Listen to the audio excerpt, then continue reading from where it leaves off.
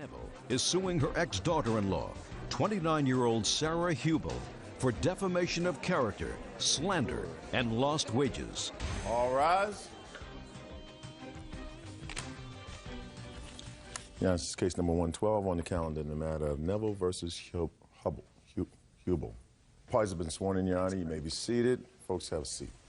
Miss Neville, Miss Hubel? Yes. Is your former daughter-in-law? Correct. She and your son have been divorced for 5 years? How many children do you have? Just one. How old is that child? He's 9. All right, now, Miss Neville, I have a few questions for you. While Miss Hubel was married to your son, did you get along? Yeah. Did she come over to your house for dinner? Well, actually, they lived with me till he was almost 2. So, she lived with you? Correct. Must have gotten along. Yes, we did. And when they moved out into their own place, did they still come back with your grandson? Correct.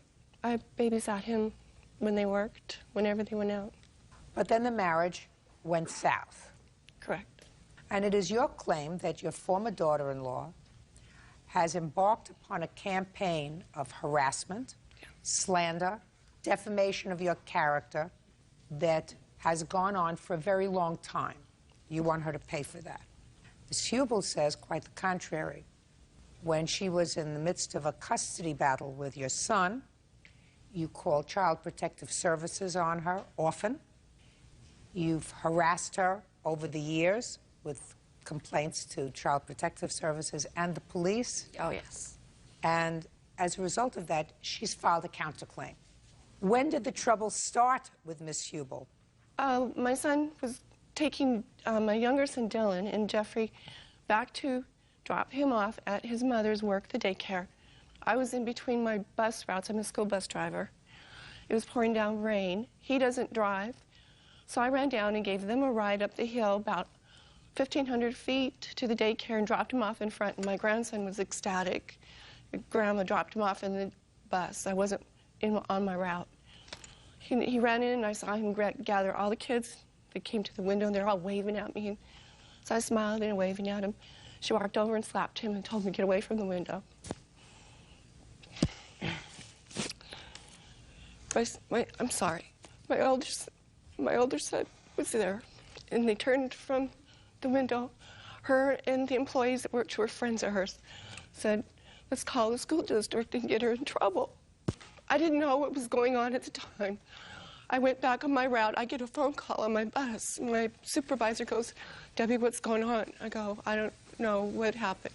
She said, some lady called and said you kidnapped her kid on her bus. And I said, no, the only thing I did was pick up my grandson and my son. I was mortified. So that's when the trouble started. What happened with that incident, Miss Hubel? Actually, what had happened was, after numerous amount of times of her dropping Jeffrey off on the school bus without permission, I called the school district and spoke to her supervisor, with whom I have a letter stating that I was not harassing in any way, and that she was spoken to and told that he was not allowed to ride that school bus because he was not assigned that. Okay. Had you, in the past, told your mother-in-law that you didn't want him riding the school bus? No, we were not to be speaking at that time. Why not? There was orders. So that the trouble started before that? Oh, yes. Well, then that's what I'm asking. I want to know when the trouble started. The problem started actually before I left Joshua, my ex-husband. Probably it was the first time that he was arrested for assaulting me. My son was 2 at the time. From that point on, there was no kindling of the relationship with me and Debbie. Okay.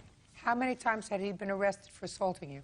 Twice for assaulting me. The last time he slammed me into a wall and tore my rotator cuff, and I had to have surgery. Has he been convicted? He sure has. Did he serve any jail time? Yes, he did. How long? He was sentenced to 30 days, but he ended up having an ankle bracelet because of whatever kind of medication he was taking. They wouldn't allow in the jail. What kind of medication does he take? Marinol. What is that for? I don't. All I know is it's THC in a pill. I don't know what it's for. What kind of ailment does he have? None that I'm Do you aware know? of. Yes. What? He has a cancerous esophagus, he has heart condition, and he has epileptic seizures. So Okay. he's on... You quite didn't a- tell me he was convicted of assaulting his former wife. I need to clear something up. Uh-huh. Number one, the lease was in my name. I rented the building because it gave them an opportunity to have their own place.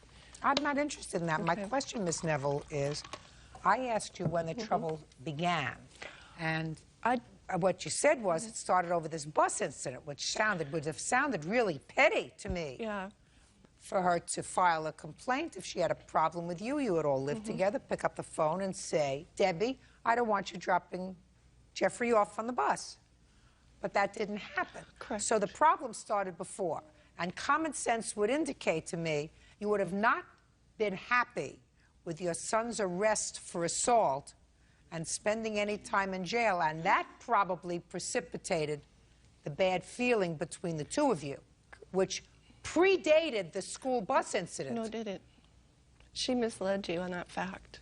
No, So what you're saying is the assault occurred before the school bus incident. Oh, yes, this was before we were divorced. The first incident was before we were divorced. The second incident was in February of 2003. And when was the school bus incident? January 30th, 2003. What was the second assault about? He came into where I worked, All About Kids, to do a visitation with my son. He came to pick up Jeffrey, and he slammed me into the door jamb of a wall and tore my rotator cuff, took off with Jeffrey. The police came. They went and found Josh and Jeffrey. What was the altercation about? A coat. A coat. Now, I understand that you don't like each other. Don't like each other, I don't get involved in. You claim lost wages and punitive damages for defamation of character. Correct. You have 1 minute. She called my boss. I have documentation when she called, and they logged it over to my boss. There's no mention that she's my daughter-in-law, that that's my grandson, or my sons that I'm picking up. It says that unknown people and her son. He was on a visitation with him, and his father gave permission for him to ride the bus. So I have permission to give him a ride on my bus when No, you don't. No, you don't. Because if there is a court order of visitation, the court order of visitation provides that the child is to be picked up and returned at a specific location. Correct. Not by you. Not by me. But by his father. And his father was on my bus. Let me explain, okay? No. I want you to tell me what the lawsuit is about. Okay. I'm sorry. So, I go back, I talk to my boss. My boss says, get an anti-harassment order because we don't want to deal with this problem. I did. I went before a judge. All you had to do was stop taking your grandson off the road that you were supposed to be traveling with other children and not drop him off at the daycare. Well, I hadn't had an opportunity not do that. But, Miss Neville. I did what Miss the officer Neville told me. No, and no, the no, judge. no. That's, first of all, that's hearsay. Excuse me. All I'd you, like listen to to me. explain this. You're twisting this. I'm not twisting anything. You are. Now listen to me. She's saying there was a DV assault, but they had got reconciled. They got together. They moved out. They left. She got caught cheating, having an affair with a high school kid. Listen to me carefully. All you had to do. Well, she was doesn't mention that to you. Just I mean, a second. come on. I'm I wanna talking get about all- you and your lawsuit, Okay. which I'm going to lose my temper over in a couple of seconds. Well, I've had to deal with it for 5 years. How do you... You don't get 5 years' worth, madam. What you're going to tell me is about lost wages. Correct. And punitive damages for defamation of character and slander. Get there. What it had to do with is the whole school year of 2000 and 2004, she continued to make attacks on my person by making claims that my grandson scared of me. She wrote the school this. She tried to get me removed from my school route by writing the school district. Show me. This is the statement, one letter that she wrote. Okay, so after you stopped bringing him to the daycare, and there was no problem with that she wrote this to the school. Correct. And you claim that this is harassment. I want to know what, this is a legal claim. Yeah, she claimed she didn't want Jeffrey to speak to me or be near me, that he was scared of me. Okay. She contacted the school, to whom it may concern. You sent this to the elementary school? And it merely says that she does not want, for whatever reason, which she outlines here, she doesn't want Debbie Neville to contact him while he's at school. Your Honor, the reason why is because there was an incident with Debbie and my son Jeffrey at the school. I have a letter from his principal in regards to that, as well as a letter from my son's therapist that he's been seeing since kindergarten regarding the incident. The therapist in September of 2003, and I don't want to go back there, says it's best for him not to have contact with you. Okay. Get to 2005. Okay. I want to hear how you have a lawsuit against Miss Hubel for lost wages and defamation of character. Okay. This is not a therapy session, I know. Miss Neville. I know. This is a lawsuit. So get there. So several times I had that anti-harassment order. I had to call the police and report incidences with her, and I have copies of a few of those. Not interested. And so the following... I'm not interested. I'm interested in defamation and lost wages. And if you can't get there, I'm going to dismiss your case. I had to select a different route the following year to prevent her from further tormenting me. Okay, good. That's not a lawsuit. What else? I lost wages because of that, because I didn't take that route because she kept calling the school district. That's the way things go. Here's a letter from his bus driver. I'm not interested in a letter from his bus driver. I don't see a lawsuit, Miss Neville. If you don't let me enter my evidence, how am I supposed to prevent a case? I want you to tell me. I want you to tell me. You just read documents that were not notarized, that I don't... They're from school officials and a therapist. The school official got fired because of what she did. Wrote that letter. She was not allowed to write that letter. Listen to me. I'm not interested in anything that happened in 2003. This is not a therapy session. It's a court. Judge Judy continues in a moment. You're going to have to move. Otherwise, there's going to be constant It's not all that easy just to pick up and move. It's not all that easy. Have the last 4 years been easy? No. Real cases, real people. Judge Judy. Debbie Neville claims ex-daughter-in-law Sarah Hubel has slandered her at her job. Sarah is countersuing for harassment. I'm going to hear your counterclaim. 30 seconds. Get there. Yes, ma'am. Well, as of this year, a couple weeks ago, she just had taken me to court again, trying to get an anti-harassment order for me. It was denied.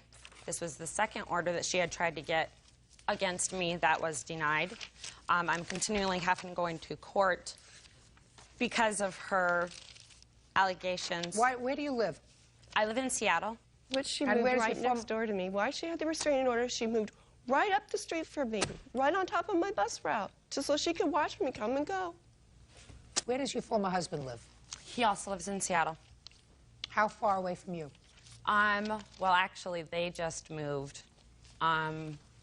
Maybe about a mile from where I live. Seattle's a big place. Why don't you move farther away from them? I don't move farther away from them because my son goes to school there. He has gone to school there since kindergarten. I work right across the street from my son's school. I live right down the road.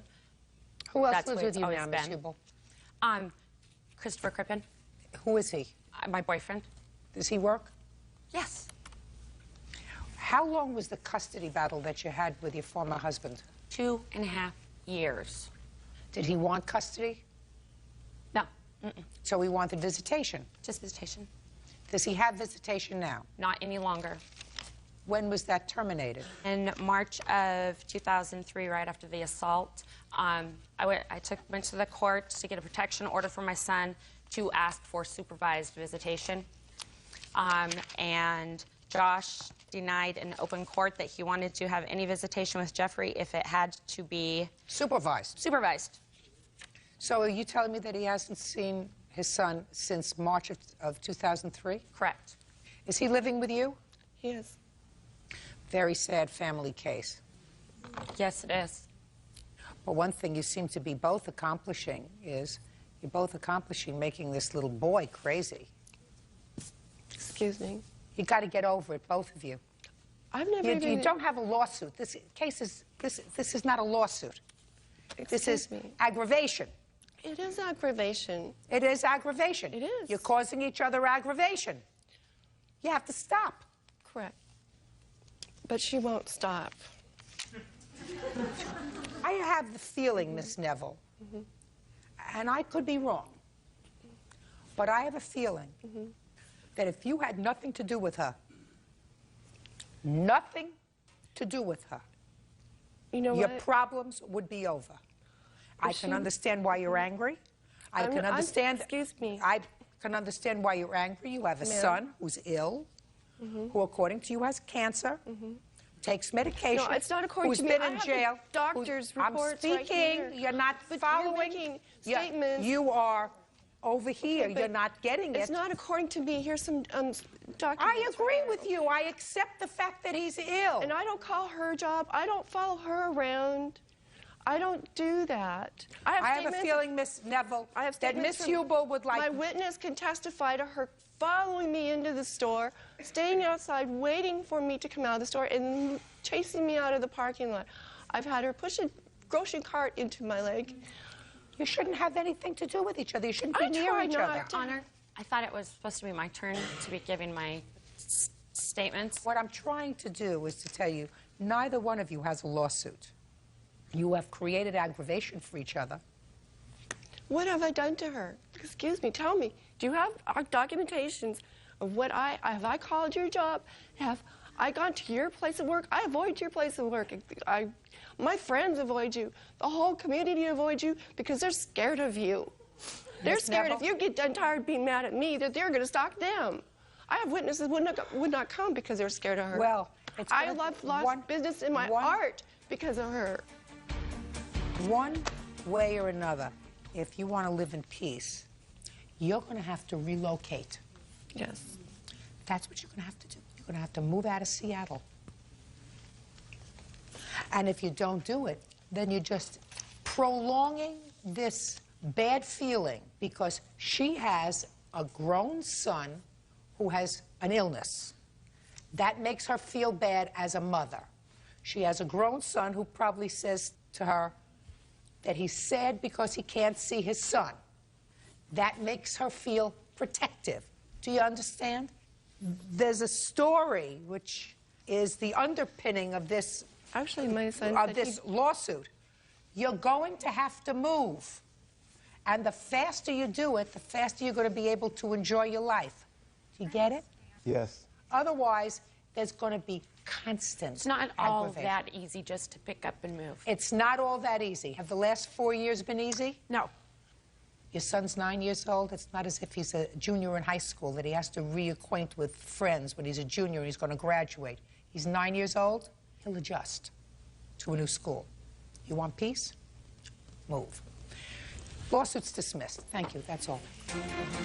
Parties are excused. You may step out, ma'am. Wait. Assistant Christopher Miller is suing his ex-girlfriend, 23-year-old cashier Jessica Welch, for having him falsely arrested for assault. Jessica claims Christopher bit her. All rise. Yeah, this is case number 15 on the calendar in the matter of Miller versus Welch. Parties have been sworn in. You may be seated. Have a seat, ma'am. Mr. Miller, it is your claim that the defendant, who was living in your home, along with her mother and her child, filed false charges against you for domestic violence. You want to be compensated with the return of your bail and some additional amount of money to compensate you for what you went through. The defendant says that she filed for a protective order because the ultimate reason was you called her 3-year-old some bad names, right? Yes. How did she come to be in your house? Ma'am, Jessica Welch and I had a relationship. Our relationship started the ending of September, beginning of October. She moved in, ma'am. Why did she move in? We had a relationship. I was physically attracted to her. We talked a lot, had a lot of things in common, ma'am. My wife moved out When did your wife move out? about the end of September. Okay, so your wife moved out in September. You began a relationship with the defendant, and when did she move in? Beginning of October, ma'am. Don't like to be alone? No, ma'am. Mr. Miller? No, ma'am. Are you living alone now? No, ma'am. I'm back with my wife, and we're working things through. Good. You still didn't tell me why she moved in. She was living with her stepfather, ma'am, and I guess her stepfather was doing a lot of yelling. It was a bad environment for her son, CJ. So that's why you allowed her to move into your house, plus the fact that you liked her. Yes, ma'am. Is that right so far, Miss Welch? Yes. You'd been living previously with your mother, My mother and stepfather, yes. and they weren't getting along. No. Do you work? Yes, I do. Did you work then? Yes. What kind of work did you do? I'm a clerk at a convenience store, Full-time, part-time? full-time. And your mother? She works for a big satellite company. Tell me about why you filed for a protective order against him. There was an argument that Chris and I had. When? Right before Thanksgiving. It's the end of November. Okay. He had been drinking. He had argued with his wife on the telephone. He was promising to take her out for their anniversary. And being as they were separated, I didn't agree with that. We got into an argument about it. As I turned to walk away, he came after me. He ran after me and grabbed me and knocked me down to the floor. Shh. Mr. Miller, I know you want to respond. You're going to have an opportunity to do that.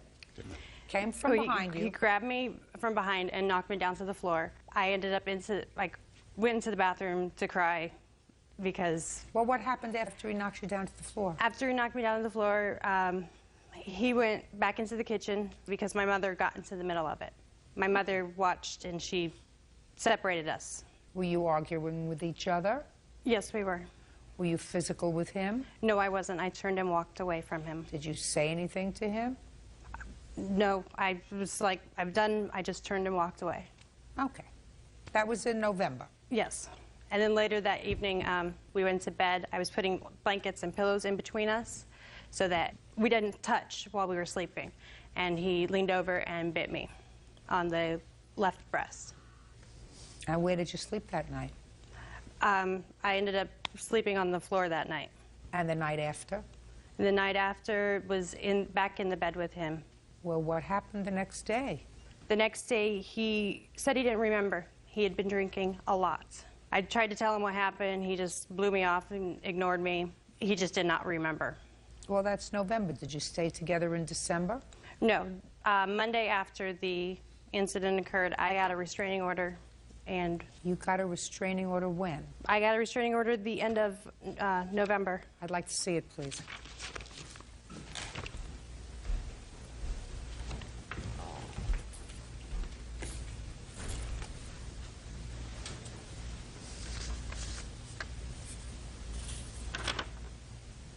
Now, one of my questions to you is, you moved into his home. Yes. You, in effect, had him kicked out of his own house. Why didn't you and your mother and your kid leave? At that time, we didn't have any money because we paid off the rest of his deposit when he invited us to move in, and he added our names to the lease. Mr. Miller, you Yes, ma'am. added her name to the lease? Yes, I did, ma'am. That was very stupid. Yes, it was, ma'am. What was that Forrest Gump line, Bird? Stupid is as stupid does? That's the one. Right. Okay. Now, he wasn't arrested on this domestic violence charge. He was arrested for outstanding warrants that he had when you filed the complaint. What kind of warrants did you have, Mr. Miller? Misdemeanor, ma'am. They were being intoxicated in public and in public. You didn't learn not to drink, Mr. Miller? Yes, ma'am. I go to classes now.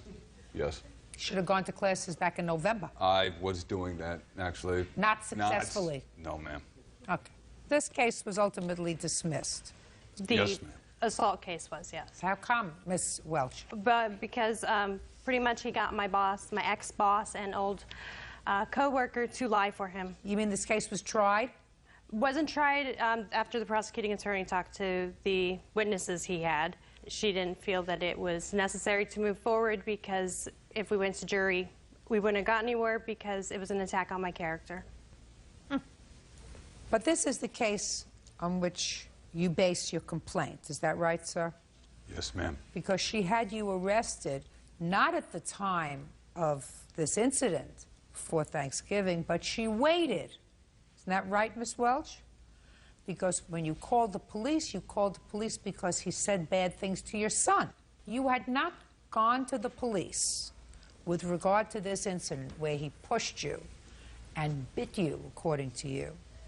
You did not go to the police until, according to you, he said some things to your son that you didn't like, and then you decided to go to the police and report the domestic violence. Isn't that what I read? That's pretty much what you read, because if he's calling my son names... Exactly. I just answered my question, my dear. It wasn't until after he called your son a name that you went to the police and complained about this incident that had happened days before. Is that correct? Yes. Okay. Now tell me about the incident involving your son.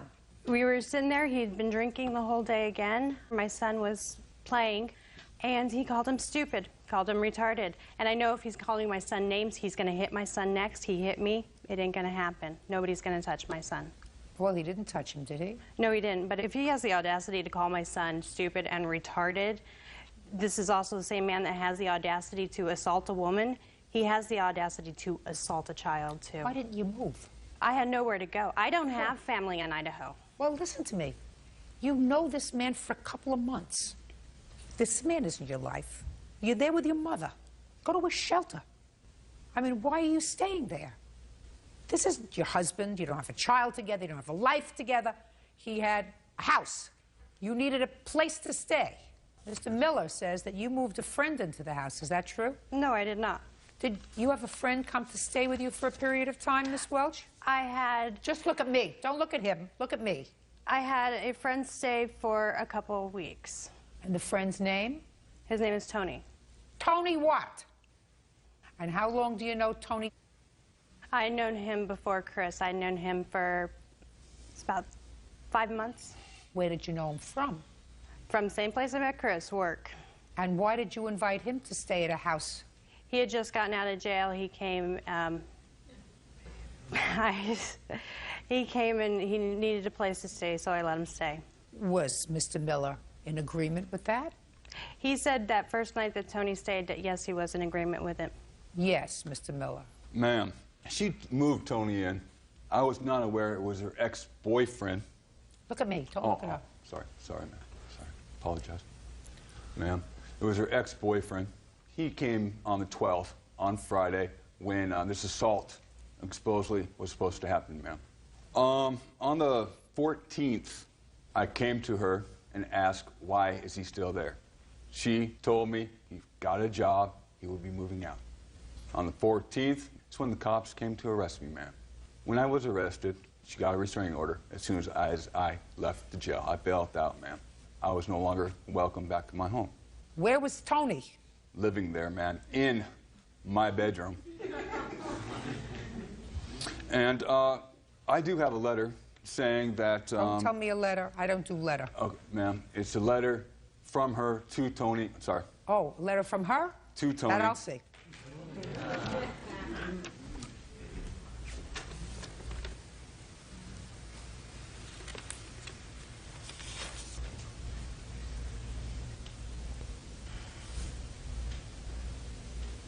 Show this to the defendant, would you?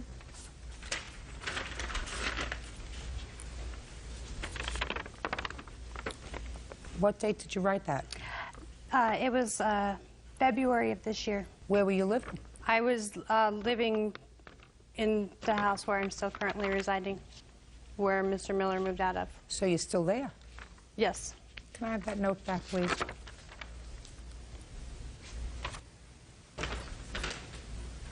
How come you're still there?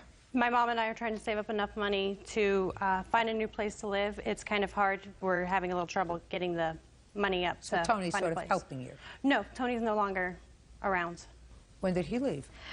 Tony left It had to be March this year.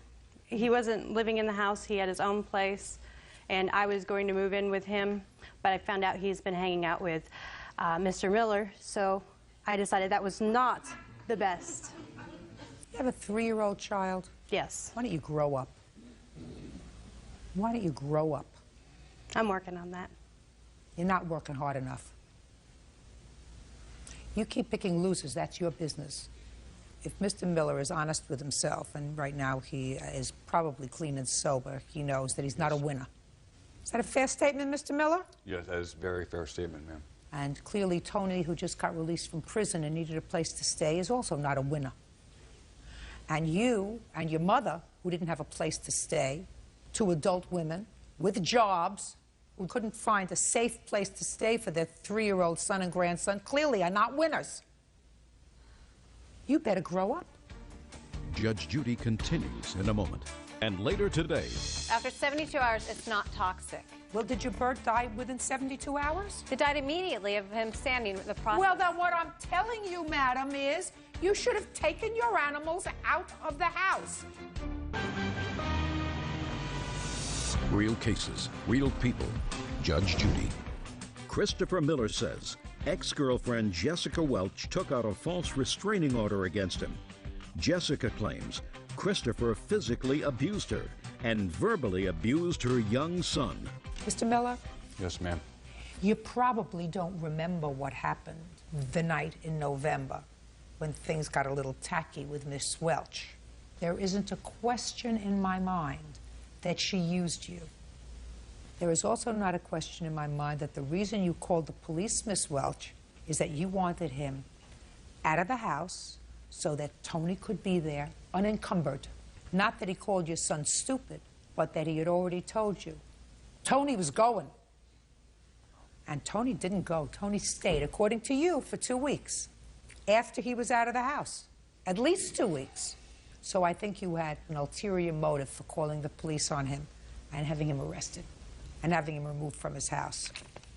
Mr. Miller, I think that your conduct in getting sloshed and not acting appropriately didn't help things.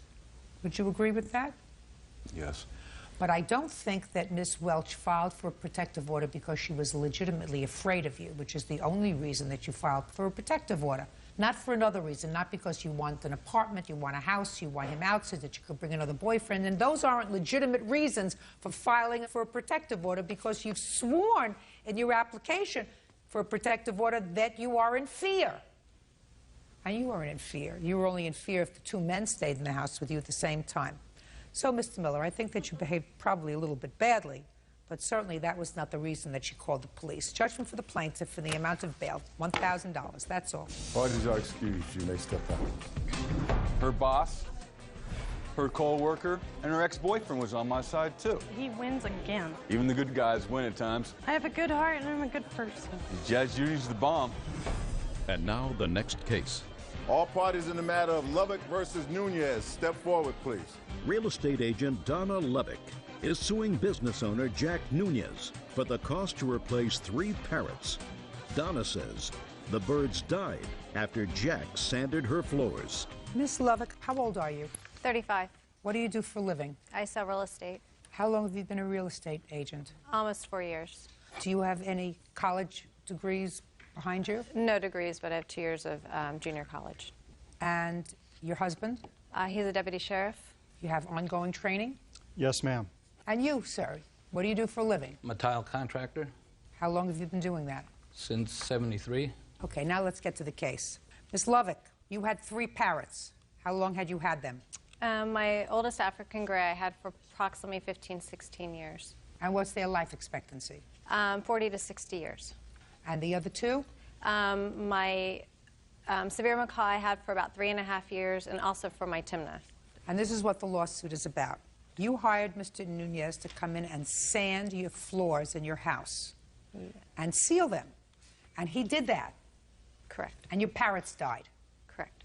So you want him to pay for your parrots, their vet bills, the casket, et cetera, et cetera, et cetera. Correct. What did you do in preparation to your house to have your floor sanded? We didn't do anything. We just took the birds outside. When you sand floors, what comes up? Generally dust, but he was using a wet sander, so you don't see dust particles flying all over. So you're telling me there wasn't any dust in your house?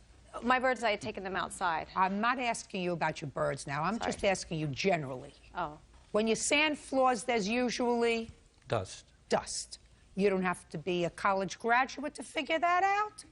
35-year-old real estate agent with 2 years of college could figure that out, that you have dust. And when you seal the floors after the sanding, they seal it with, Chemicals. and the chemicals usually, Toxic. don't know toxic, but they usually smell. Yes.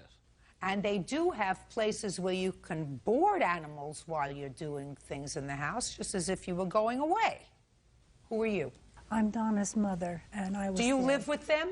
No, I don't. You have your own house? Yes, I do. Could have taken your birds to your mother's house. Yes. You chose to keep your birds home. One, I understand from your complaint, died outside. 2 of them, however, died in the house. That's your fault. That's not his fault. If you had a baby, do you have children? I do, and she was also in the house. Oh, she Well, was, then we were that is outside. something clearly wrong We with were you. outside when this happened. We had gone outside, and they opened the windows. My birds were on the patio outside of what we thought was harm's way. He never told us that there'd be a toxic gas. You could not smell the dust. You couldn't see the dust in the air. Why were you outside? Because it was a nice day, and we were trying to stay out of their way. Well, if that's the only reason that you were staying outside, I'm glad your child is well. You have to accept responsibility. This was your fault, not his fault, because if you're having somebody come in and whip up dust, whether you use a wet process or a dry process, it whips up dust. When you seal it, it stinks. It was already sealed, and we went to the Now, manufacturer. listen. After 72 hours, it's not toxic. Well, did your bird die within 72 hours? They died immediately of him sanding the process. Well, then what I'm telling you, madam, is you should have taken your animals out of the house. That's your responsibility. And if you didn't take them far enough away from the house, that's your responsibility. That's not It's his Mr. responsibility Nunez's to tell me the responsibility. dangers Miss of- Lovick, it's harder to accept responsibility for the death of your birds than it is to blame it on somebody else. Life starts with accepting responsibility. It's your fault. I tried to expect responsibility of the death of my birds. I only asked for him to pay the vet bill. There's Just a no way. second, if you accept responsibility... He agreed to pay my I'm vet bill. speaking.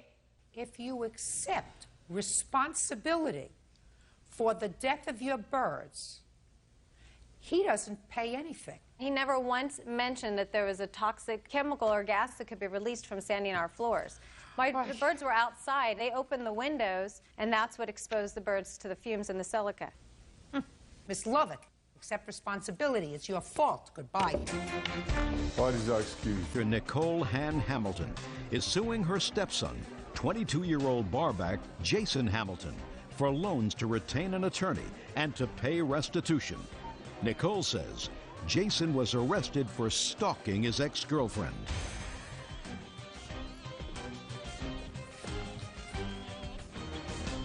Yeah, this is case number 28 on the calendar in the matter of Hamilton versus Hamilton.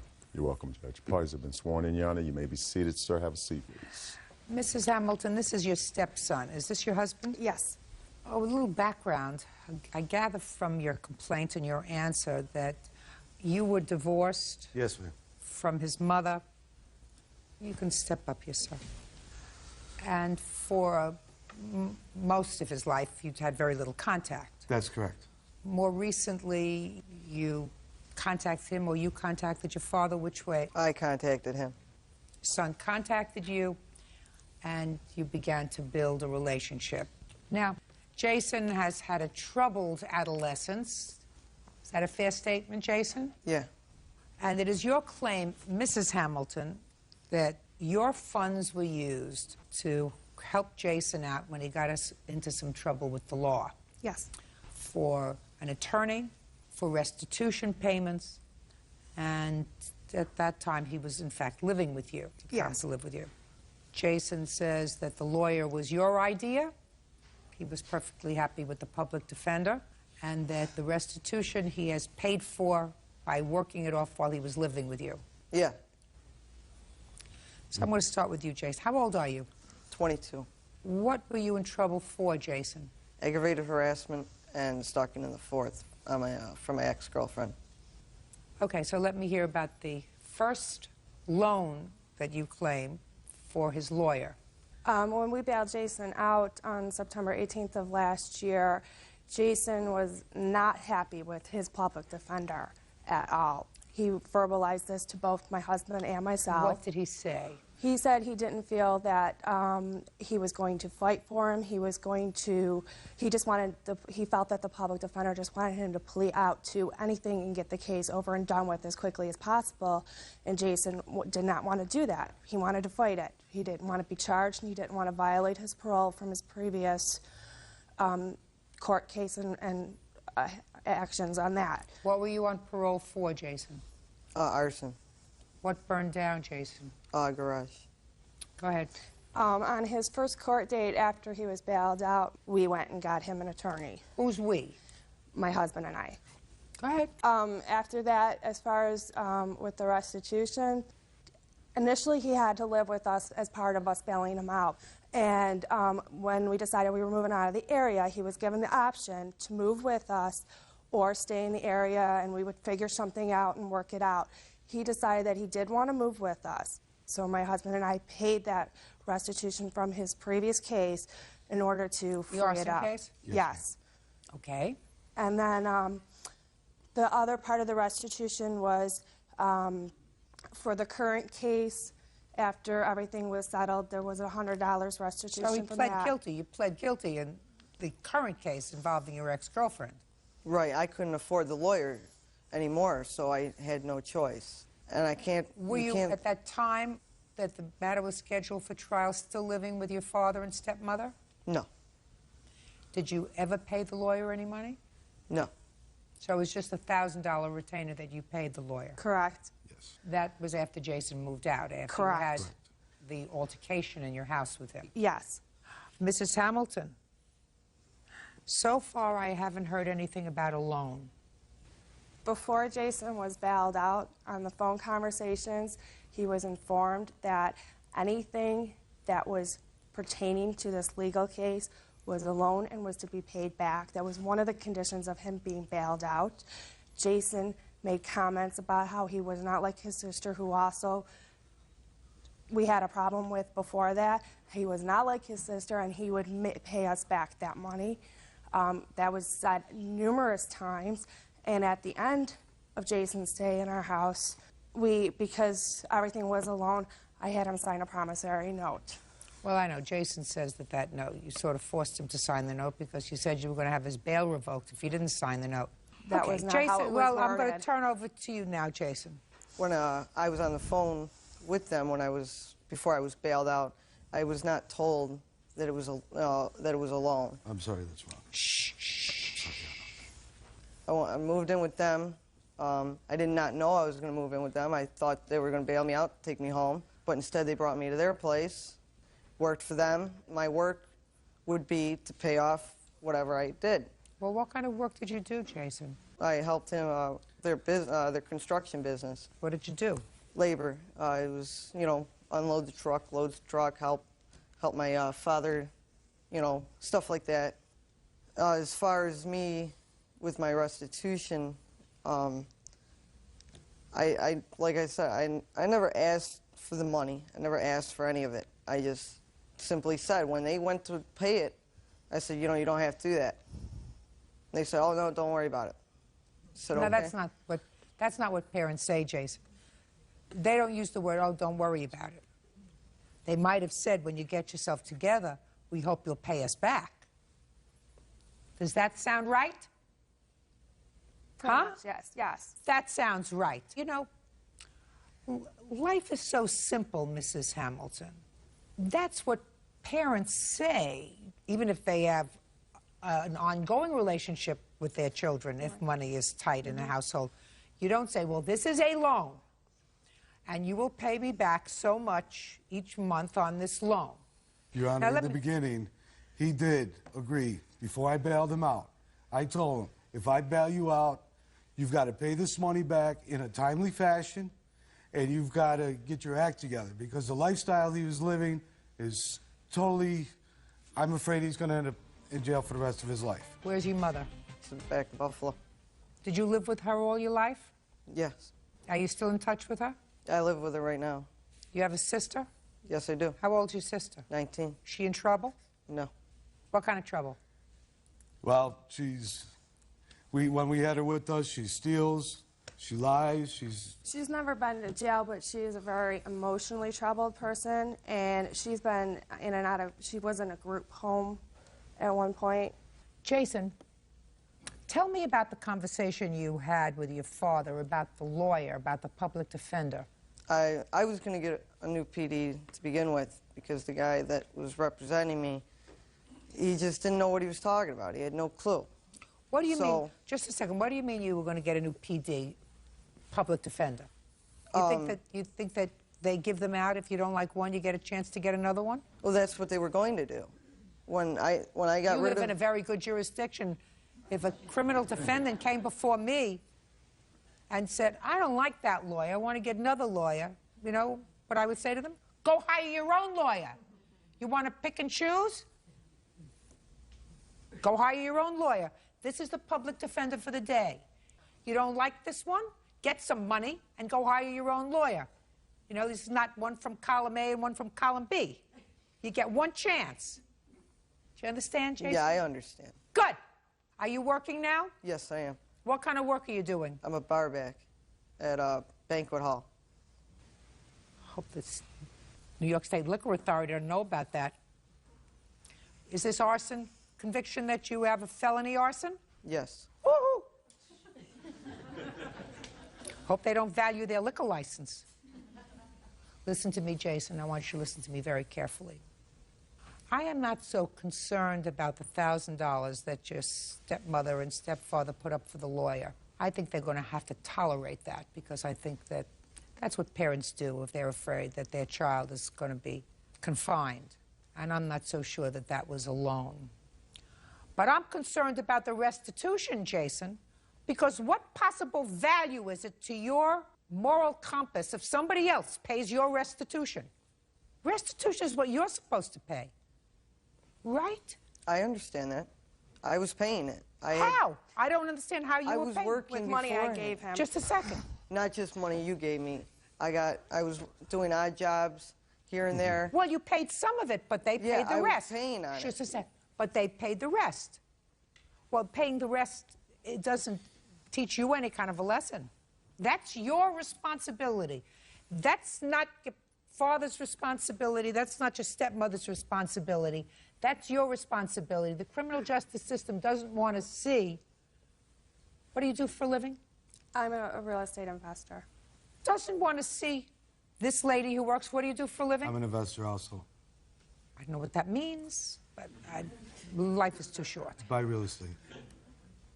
They don't want to see their money going to pay your restitution. They didn't set fire to the garage and they didn't stalk your girlfriend. I didn't either. Well, then you lied to the court, sir, when you pled guilty. I know, what am I going to do if I ain't got money? You know what innocent people do? They go to trial. You have just a second, Jason. You're 22 years old. Is that what you Yes. told me before? How many times have you been arrested? Think. I'm going to give you 5 minutes. How many times have you been arrested?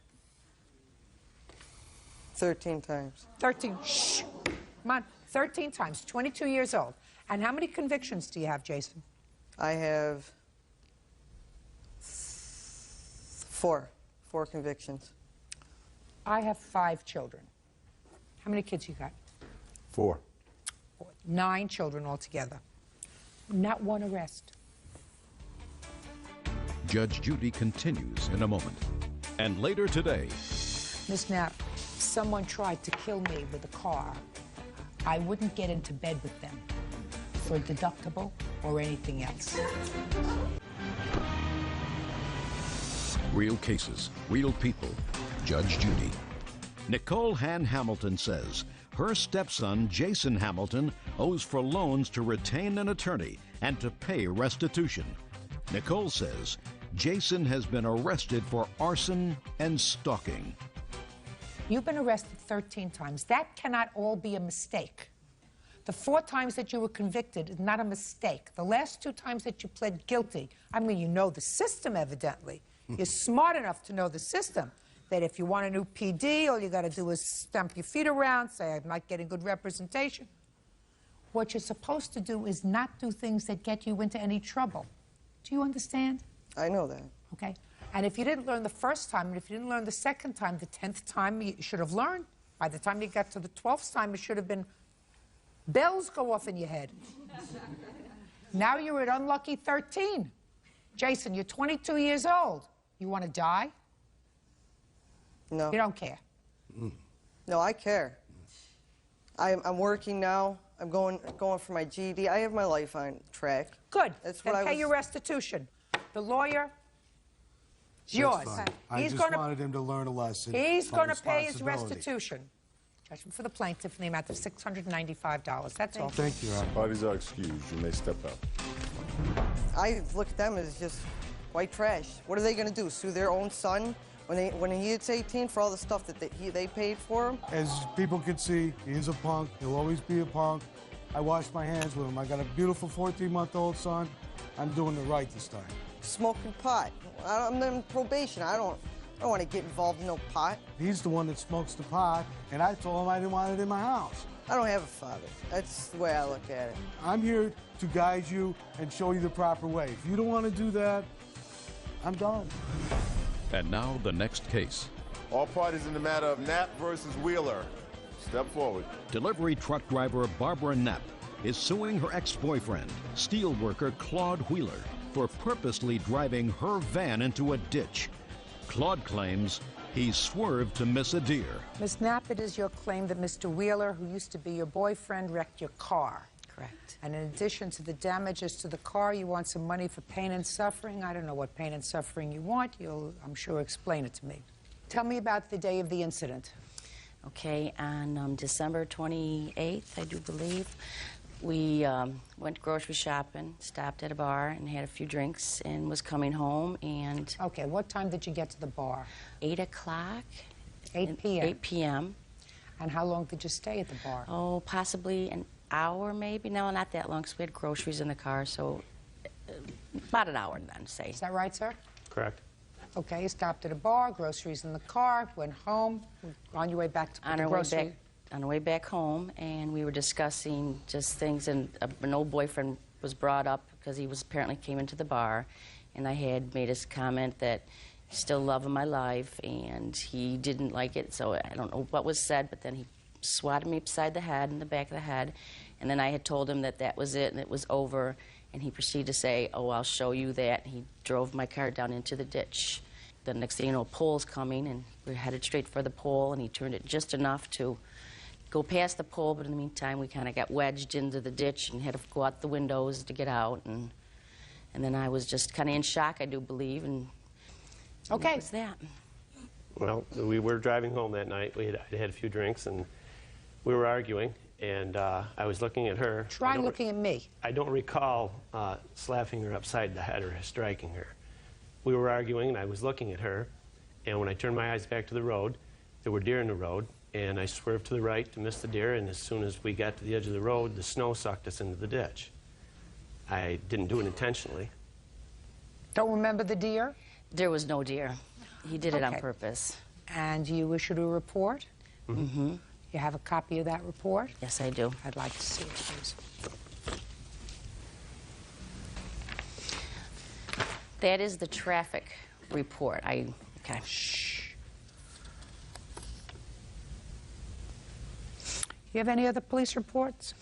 No, I went to the trooper's barracks to try to get the actual report from my statement and his statement, but apparently they do not let that out. They don't. Your Honor, I have a signed statement of her from the night of the accident. Can I see it, please? That's what I'm looking for.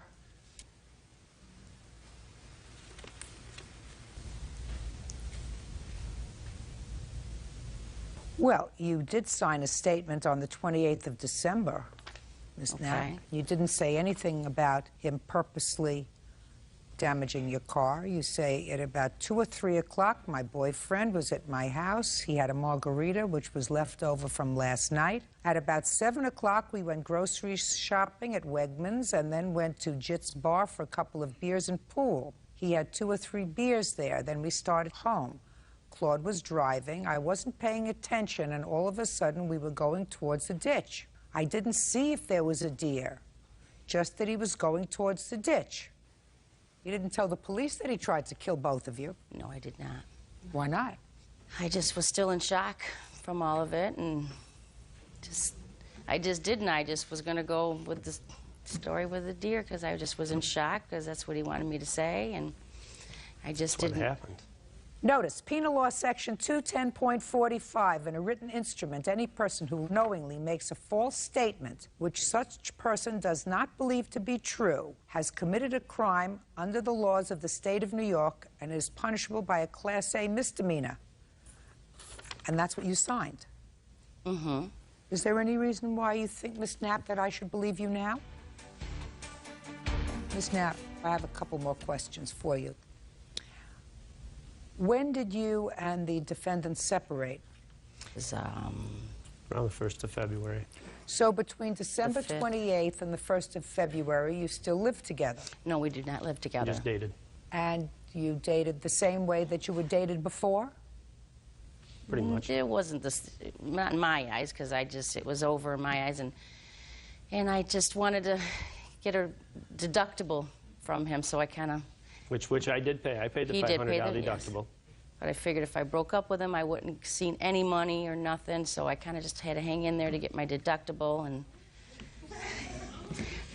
Then a month and a half later, 2 months down the road, she's after for this $5,000. That's not going to happen. Thank you.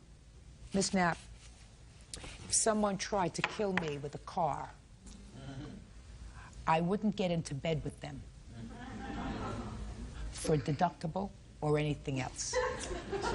And if you did, that's your problem. Bye. Case dismissed. Parties are excused. And her mother, Carletta, are suing Tatum Hood for damage to their vehicle. Brycey says she was picking up her sister from school when Tatum hit her car. Quiet in the courtroom, please. All rise.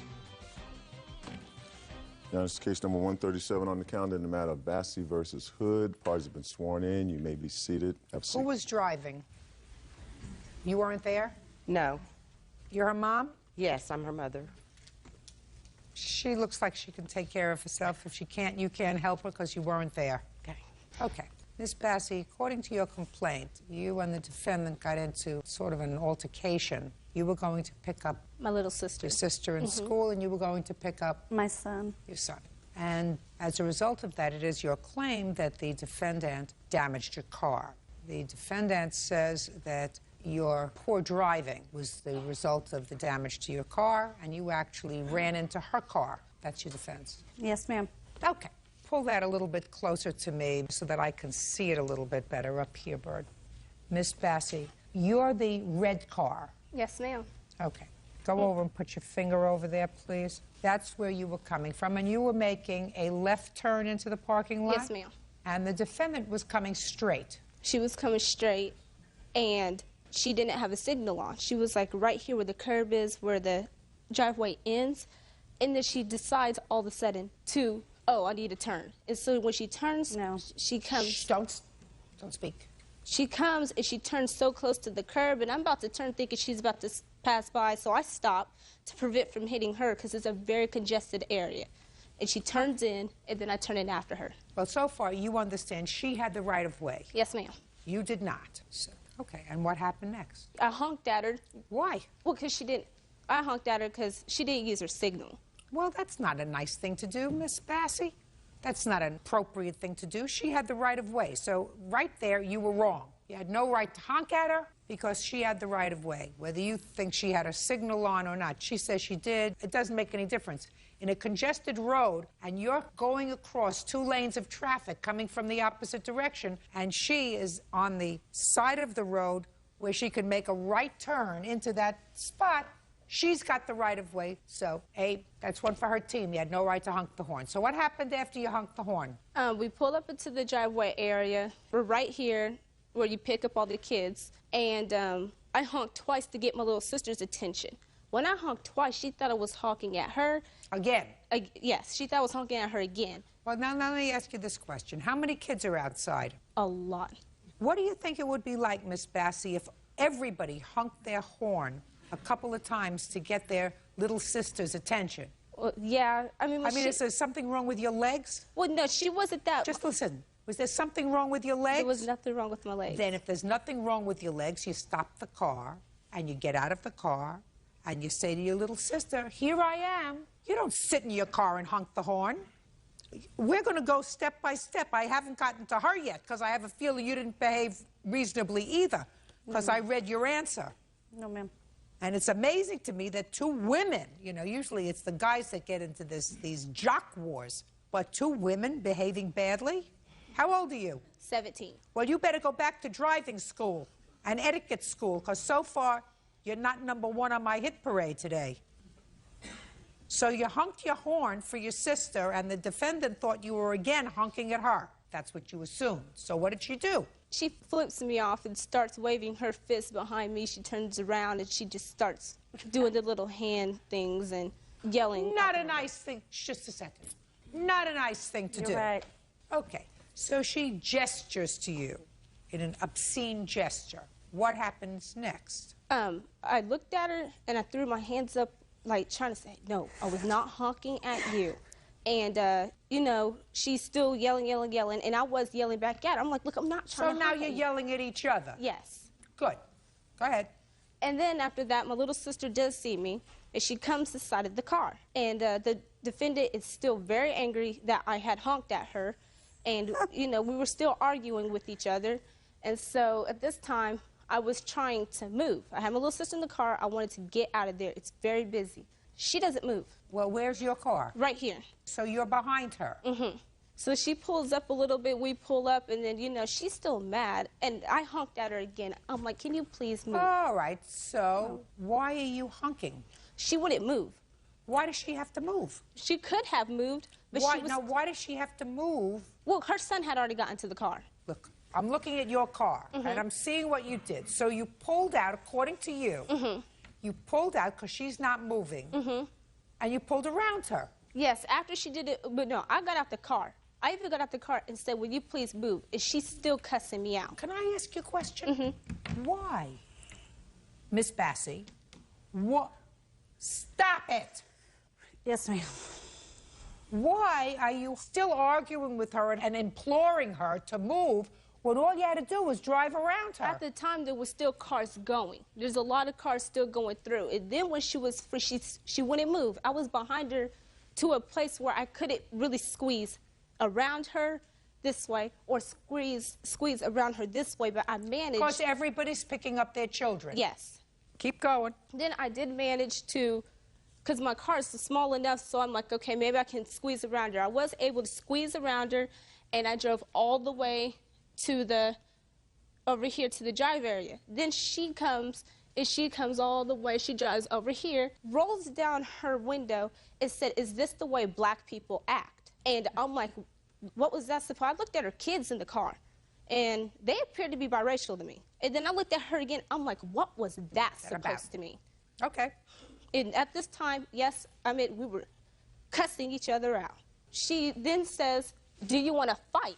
And I'm like, do I want to what? And my little sister gets out of the car.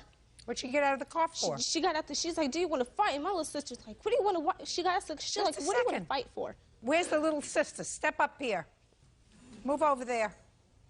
What did you get out of the car for? Because at that time, Mrs. Hood had opened her door like she was going to get out, so I'm like... Sounds like a perfect reason for you to stay in your car. If somebody, according to you and according to your sister, is acting like a lunatic and says, do you want to fight? Doesn't sound like the kind of situation you want to say, sure. Now, what's your first name? Laquise. Laquise, genius. What did you do when you got out of the car? Well, I got out of the car because, you know, by that time I was really mad. And so I guess I wasn't thinking. I got out the car and then, you know, I kind of went over to her car and then... So you kind of went over to her yeah, car? By what does that that mean? That means you went over to her car? I walked over to her car. What? I walked over to her car. And what did you say when you walked over to her car? I really didn't say anything. I was waiting on her. She said she was going to get out and fight. And I'm like, is and that's serious? what you were waiting to do. You got out of the car to fight her. I mean, I was going to see if she was Miss Bassie back there, you should be very proud of them so far. Are you following me? I am. Right? So far, I'm looking at your mother and I'm looking at you two, and I got news for you. I don't think that your mother would have reacted the same way that day that you did. Right, Miss Bassie? Yes. Thank you. Judge Judy continues in a moment. When people behave badly and they have no defense for their bad behavior, they infuse racism to try to inflame the fact finder. Listen to me. It doesn't work. Real cases, real people. Judge Judy. 17-year-old Brycey Bassie says during an argument at a junior high school, fellow motorist Tatum Hood rammed her car. Tatum claims Brycey and her sister threatened her life. Okay, so after you got out of the car and walked over to Miss Hood's car because she said she wanted to fight, I assume at some point you got back into the car. I walked over back to my sister's car, because, you know, she was about to turn right by then. But then Mrs. Hood hits my sister's car, and I was shocked. I had no time to get back in the car, because that's when she turned out. Well, just a minute. Your sister is making a turn from the wrong lane. No. This is to go right. I went left after she had to hit my car. I was not even moving when she hit my car. She hit my car on purpose. You mean she plowed into your car, you were standing still? Yes, my car was not in motion. Okay. And you have photographs of this car? Yes, I do. I'd like to see it.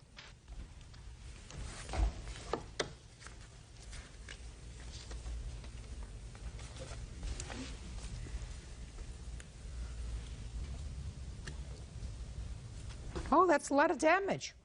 All right, Miss Hood, ball's in your court. It was January 19th, 2005. May I go over here? I went to the school to pick up my son that's here.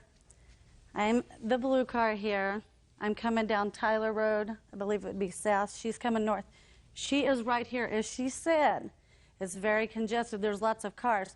If she would have been, like on her chart, over here already turning, there was tons of cars coming. I did have my blinker on. Listen to me. She was wrong. I already said Okay. she was wrong. Okay. So we turn in. When we turn in at Wilbur, there's also, there's like 2 lanes like this. I stay in this lane. We never got over here because to get over here, you have to stop up against the school, and there's buses and handicap parking. I stayed in this lane. As I was turning, she started calling me all out of my name. She called me a white bee. Go back to driver's ed, learn how to drive. I'm going to kick your butt. As we stopped, I stopped here. She was behind me. She honked. I thought she was honking at me. Stupidly, I flipped her off. I never shook my fist at her, nothing else. She got out of her car at that point in time, come up, beating on my window, was screaming, I'm going to kick your butt, but she was not saying butt. Get out of your truck, you white bee this, white bee that.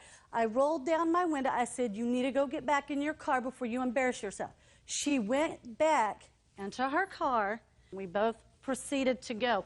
She spun around me. She's still screaming. I'm saying some stuff. We get like we're right here, and she is calling me all out of my name still, profanity, racial slurs. I am married to a black man. I am not racist. I rolled down my window. I said, you are giving young black women a bad name. You should not act like that. I would never allow my daughter to act like that, or my son. She's like still using profanity, still cussing, and she's like, pull over her. By this time, the other sister was screaming at me too. Pull over, we're gonna whip your butt, blah, blah, blah. She starts to go. I take off. Bam, I hit her. She's barely like this. They're gonna pull over. They're trying to cut me off to fight. She never got out of the car. I hit her. When I hit her, we stopped. I probably stopped for 30 seconds. I'm not gonna lie. Both of them at that time got out of the car. She was never out of the car till after I hit her. And then they were screaming, we're gonna kill you, you stupid white bee, blah, blah, blah, calling me racial. I can't believe it has turned into a racial thing. It's so sickening. And then No, it's not. It's not. pitiful. Listen to me, Miss Hood. It's not racial here. It's not racial in this courtroom. You're right. Sometimes when people behave badly and they have no defense for their bad behavior, they infuse racism to try to inflame the fact finder. Listen to me. It doesn't work. Georgia. Go ahead. Afterwards, I leave because I don't know what they're going to do. Brycey then jumps back in the car with the younger sister that she picked up who's in the back seat, chasing us. I'm stopping at stop signs, stopping at stoplights. Each time we stop, she's getting out of the car, trying to come up to the window, still screaming. When we see 2 cop cars coming, I pull into a parking lot. She pulls in. When she pulls in, she stops. She gets out of her car. I'm going to mollywop you. I'm going to kill you. I'm going to beat you up. May I please see the police report?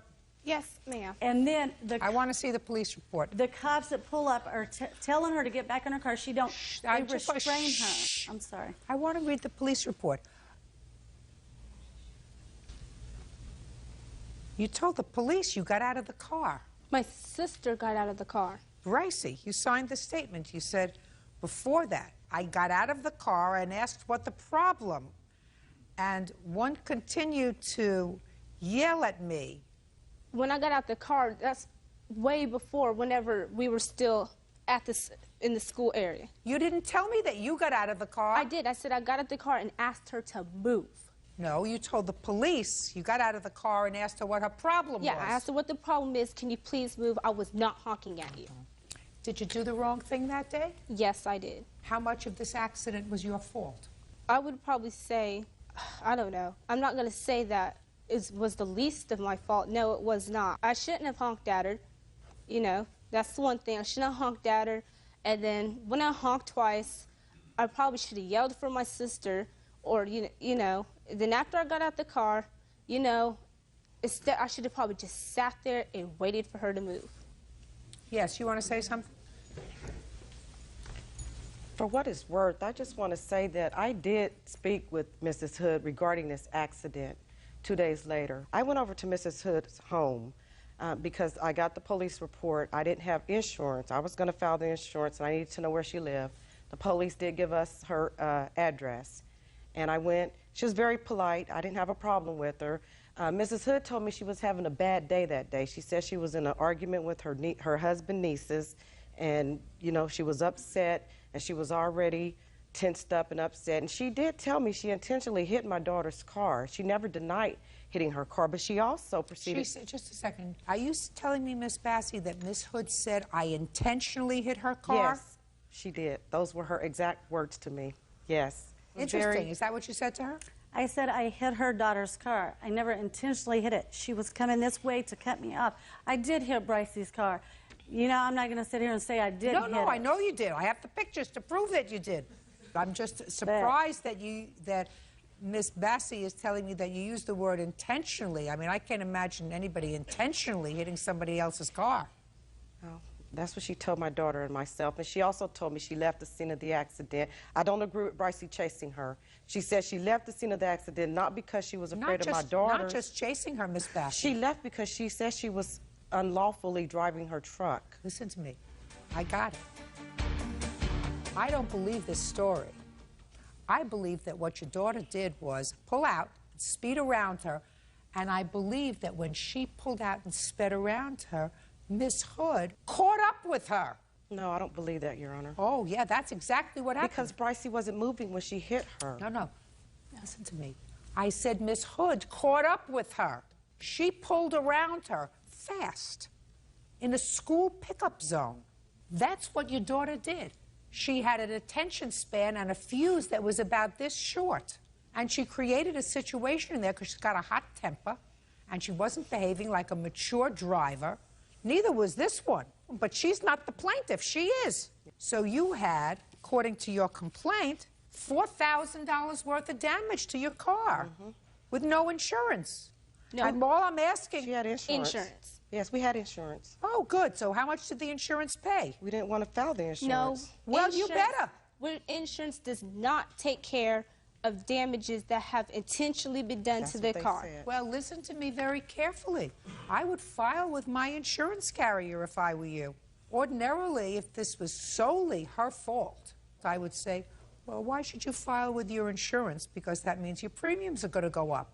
Yes, which they would have. You're absolutely right. They would have, because she's a 17-year-old driver who was involved in an accident. But this accident was partially her fault. So I think you ought to file with your insurance company. Now, what kind of deductible do you have?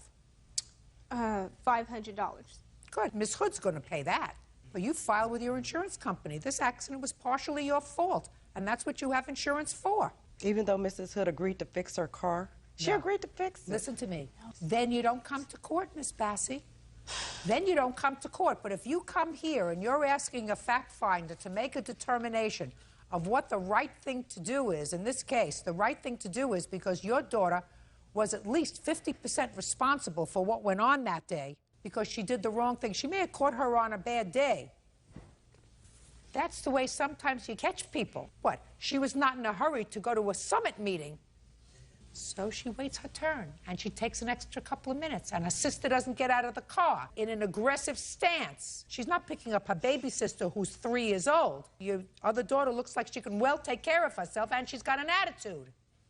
So that's what you have insurance for. Miss Hood has to accept some responsibility for what she did, and she's going to cover your deductible. Put it into your insurance. Judgment for the plaintiff in the amount of $500. That's all. Parties are excused. You may step out. Acid. Linda is countersuing for being falsely arrested. Order. All rise.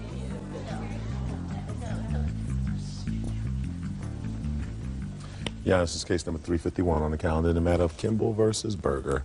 Parties have been sworn in, Judge. You may be seated, sir. Have a seat, please. Mr. and Mrs. Kimball? Yes.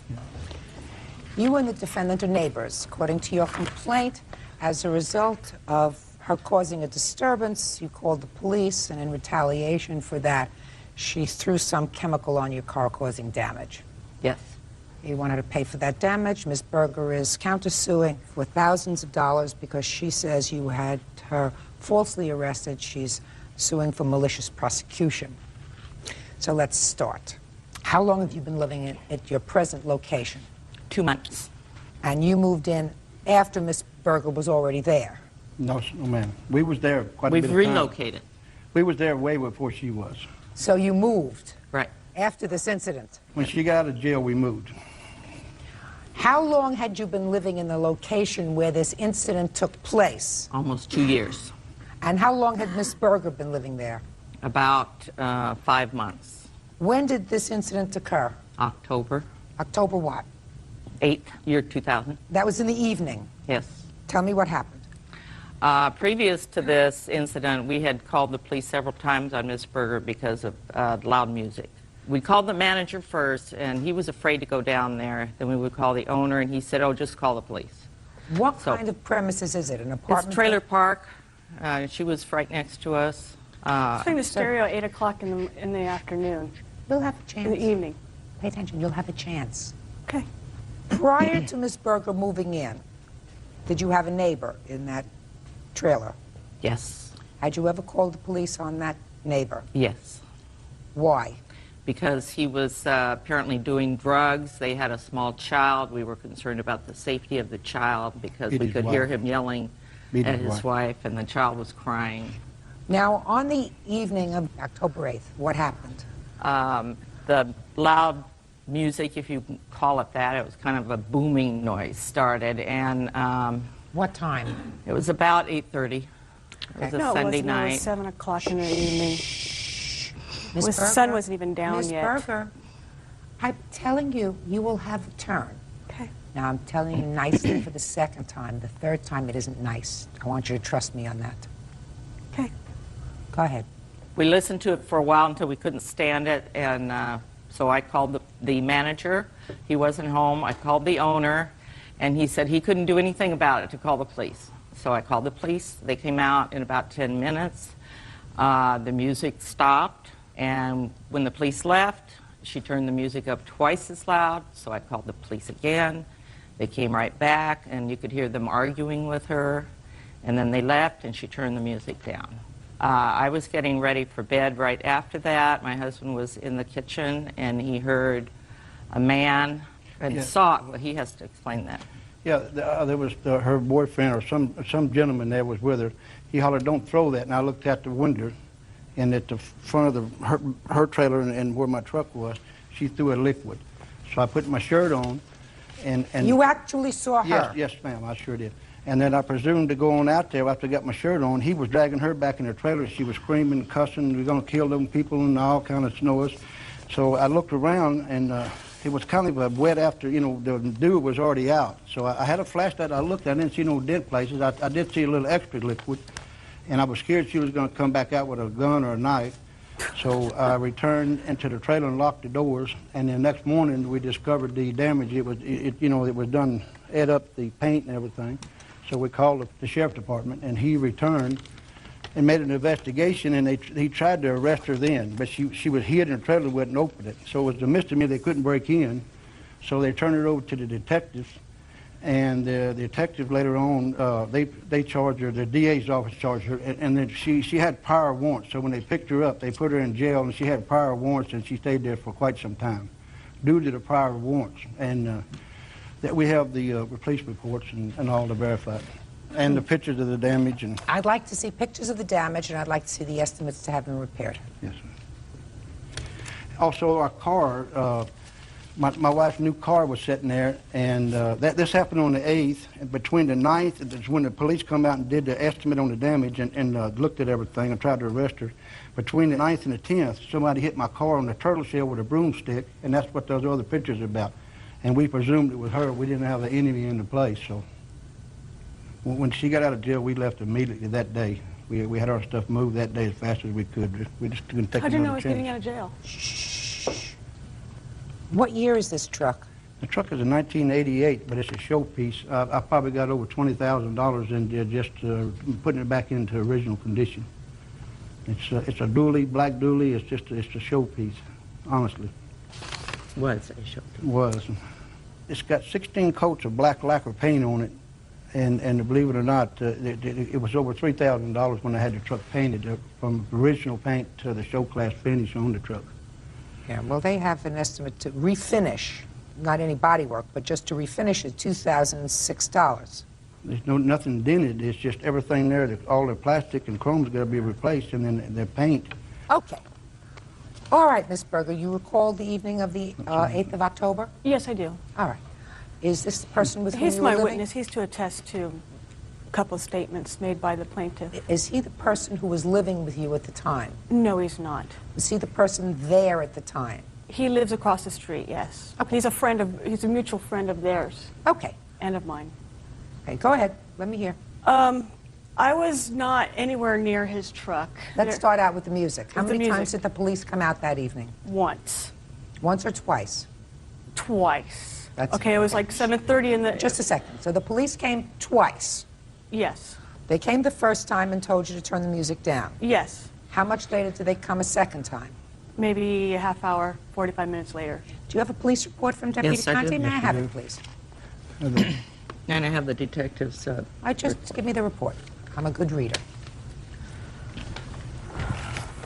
When the police came out for the second time, were you, in fact, told to turn the music down again? Yes, and it was turned off.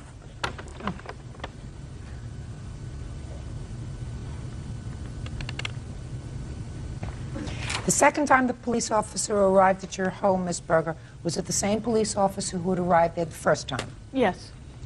And did you have a conversation with the officer the second time? I believe so. I believe that he just asked me to turn off the stereo, and I turned it off. No, he didn't. He came out the first time and told you to turn down the music. Right.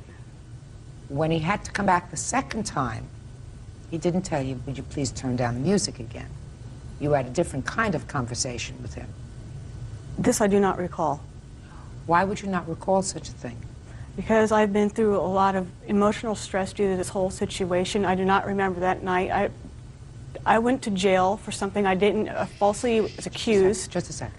Anybody who is arrested for something remembers, unless there is a long history of arrest, which we'll get to in a minute, as to why you were incarcerated for such a long time on this kind of a complaint.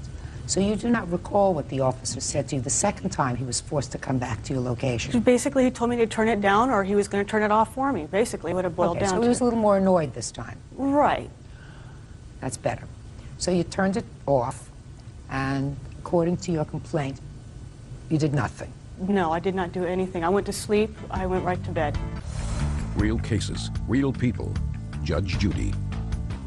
Drina and Jerome Kimball say neighbor Linda Berger dumped acid on their truck. Linda denies the charge and is countersuing the Kimballs for filing false charges. Okay. Now, there did come a time you were taken into custody. How much after this incident were you taken into custody? A week or two, perhaps.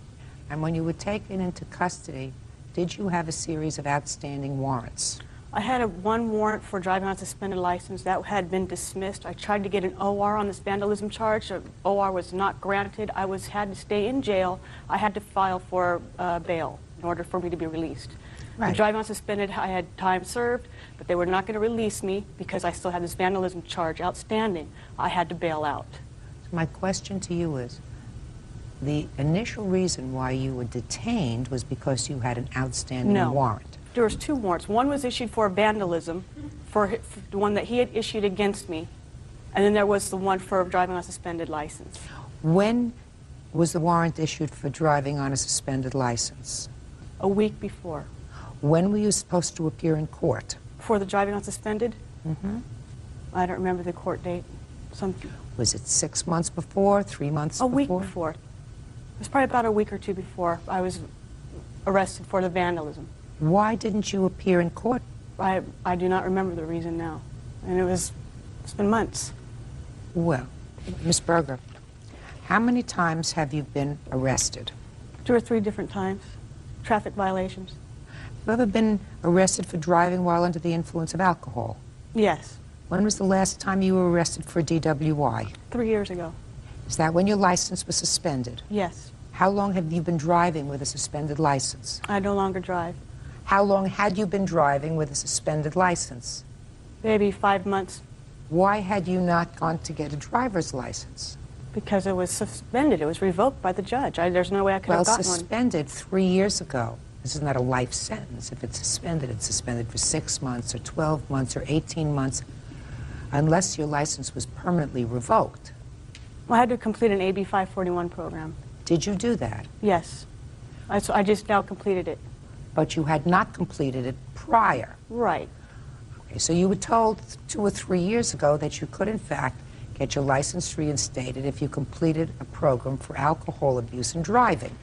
You chose not to do that, but just to go back and drive without it. Am I correct? Right. All right, so the judge got irritated and issued a warrant for your arrest. That warrant was the warrant that fell on you at the time you were taken into custody on their complaint. We have that in order? No, because I was still do. going to stay in custody no matter what. But the vandalism charge was going to stick. I tried to get an OR. They would not release Ms. me. I had to Berger, bail out on it. I want you to listen carefully to what I said. Okay. You were taken into custody on their complaint. Correct. And at the time you were taken into custody on their complaint, the outstanding warrant fell. Correct. Okay. Right. We understand that? I understand. Did there ever come a time, Ms. Berger, prior to the time that you were taken into custody on the warrant, that the police came to your residence and you heard and saw him knock at the door and refused to open the door? No. That never happened? No. Mm-hmm. So the officer who made this report and said, we went to Subject Berger's trailer home at the address. We knocked several times, however, she did not answer. I wasn't home. That was on the same evening as the incident. You said you just went to sleep. And I was asleep. I don't remember. You asked the question if I ever not opened up the door for the police. Yes. Not knowingly. Okay. Now, what happened when you were finally brought before the judge in regard to the outstanding warrant that you had for a suspended license? Time served. And you had been in jail for 10 days? Yes. What happened on this case? Vandalism charge. I went before the judge and asked for an OR. I was denied. I had to have one of my friends bail me out. And what happened with that case ultimately? The case got dismissed. When? Monday, this past Tuesday. Sorry, this Monday was a holiday. This Tuesday. When did you move out? November 1st, 2000. Is that why you didn't appear in court? We didn't receive it until the day after the hearing. It came through the old address, and we didn't receive it, so there was nowhere to go. Stand up.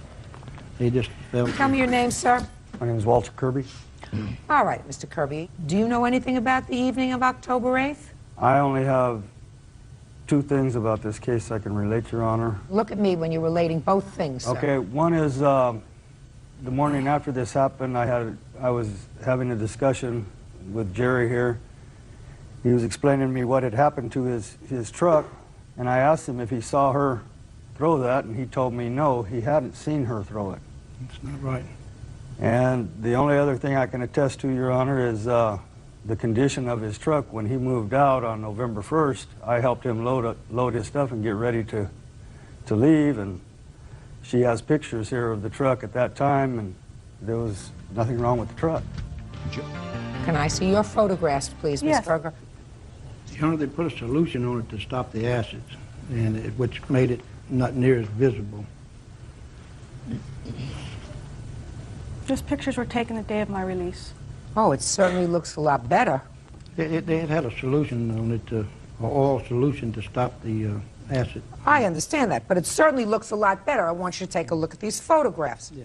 How did we know when she took those pictures? I have no idea when this picture We was moved out before she got out of jail because we were afraid to stay there. We moved November 1st. Well, that's a very, very good question. When the detective told us she was Just a going to second. be released. Just a second. Well, I don't know why otherwise she would take pictures of your truck. I mean, why would she take pictures of your truck? They You put a did take solution. these pictures. Yes, I did, Your Honor. Okay. I want you to take a look at these pictures. I have a whole roll.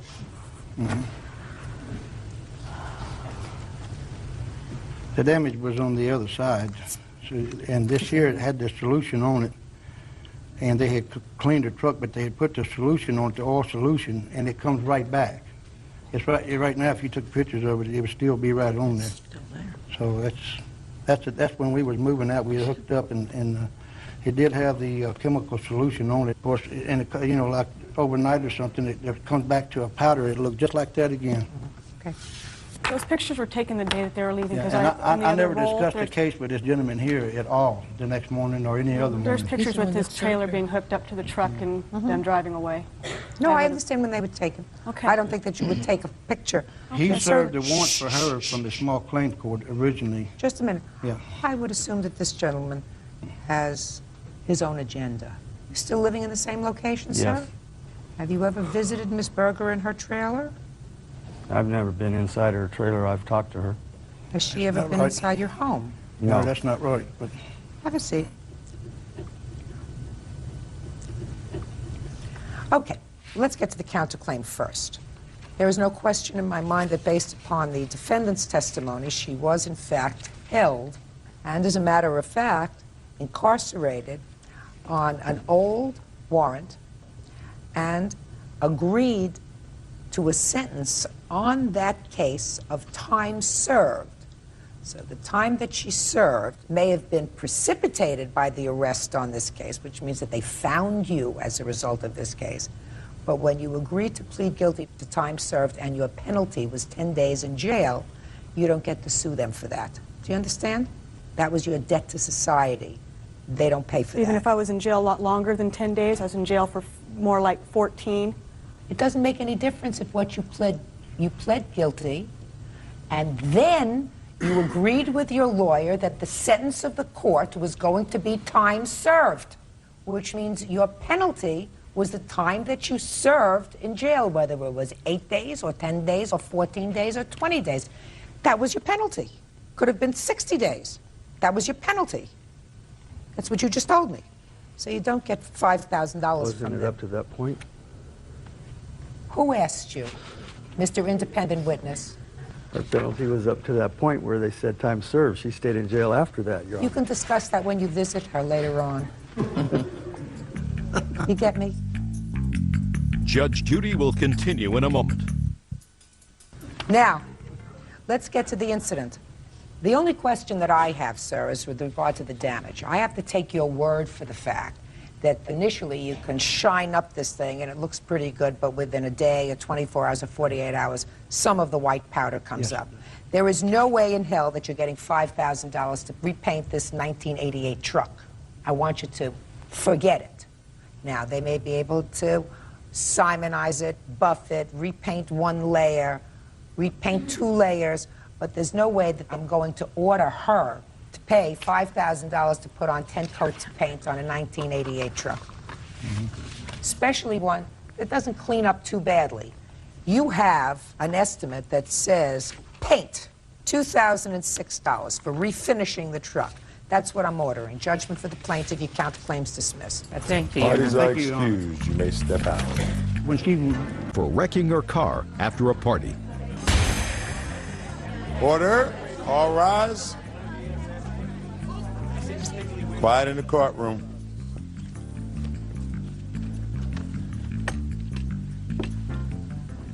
Who's bothering you? Nobody. Good.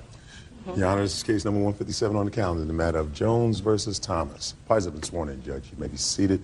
Ma'am, have a seat, please. Miss Jones, you and the defendant were going to a party together. And you were driving a car. Whose car were you driving? Mine. And according to you, you got blotto drunk at the party. Yes. First dumb thing. And you went out to your car and passed out. And at some point, Miss Thomas came out of the party, and she drove the car home. Yes. That was her intention. Yes. And she got into the driver's seat, started the car, proceeded on her way, got into a car accident, and you want her to pay for the damage to the car. Yes. Okay. How long have you known Miss Thomas? She's a mutual friend of a friend that we both know. Did you make arrangements with her before you got to the party about what was going to happen if somebody drank too much? That was already organized. My witness. No, you organized it. You were driving your car. Yeah, there were designated drivers there at the party because she had planned for them to be there. Okay. Now, when Miss Thomas came out, she got into the driver's seat. Were you aware that she was there? I was asleep. And what was the next thing that happened? I woke up in an accident. I don't know what happened. You don't know what happened? I know we woke up in an accident. I knew that she shouldn't have ran the stop sign. Well, you don't know anything because you were, according to you, dead drunk, right? Yeah, I was asleep. Drunk? All right, so you don't really know what happened. Is that right? No, I don't know how she got into an accident. You don't know what happened. You don't remember anything from the time you made your way out of the party and collapsed in the car, according to you, until the time you were in the accident and jolted from the accident. Yes.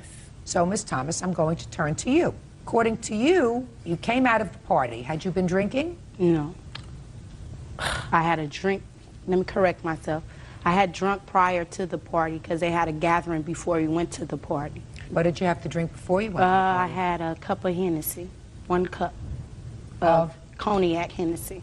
And you had nothing to drink at the party? At the party, no, I didn't drink at all. Why? Because in the party, I didn't have really that much money on me. And she had a big jar of some kind of drink with blue juice or so forth. I don't know what it was. That she had I tasted, but I didn't actually, have a drink on my own. I don't care whose drink it was. You did have something to drink at the party. Yeah. You didn't have your drink, you had her drink. Right. Her blue juice. Yeah, whatever. What happened when you got to the car, Miss Thomas? When we got to the car, we sat in the car for a little while. Who's we? Me, her, and 2 of her cousins. We was talking. We had a smoke break. We got to the car. We smoked. They smoked or whatever. We smoked what? We smoked.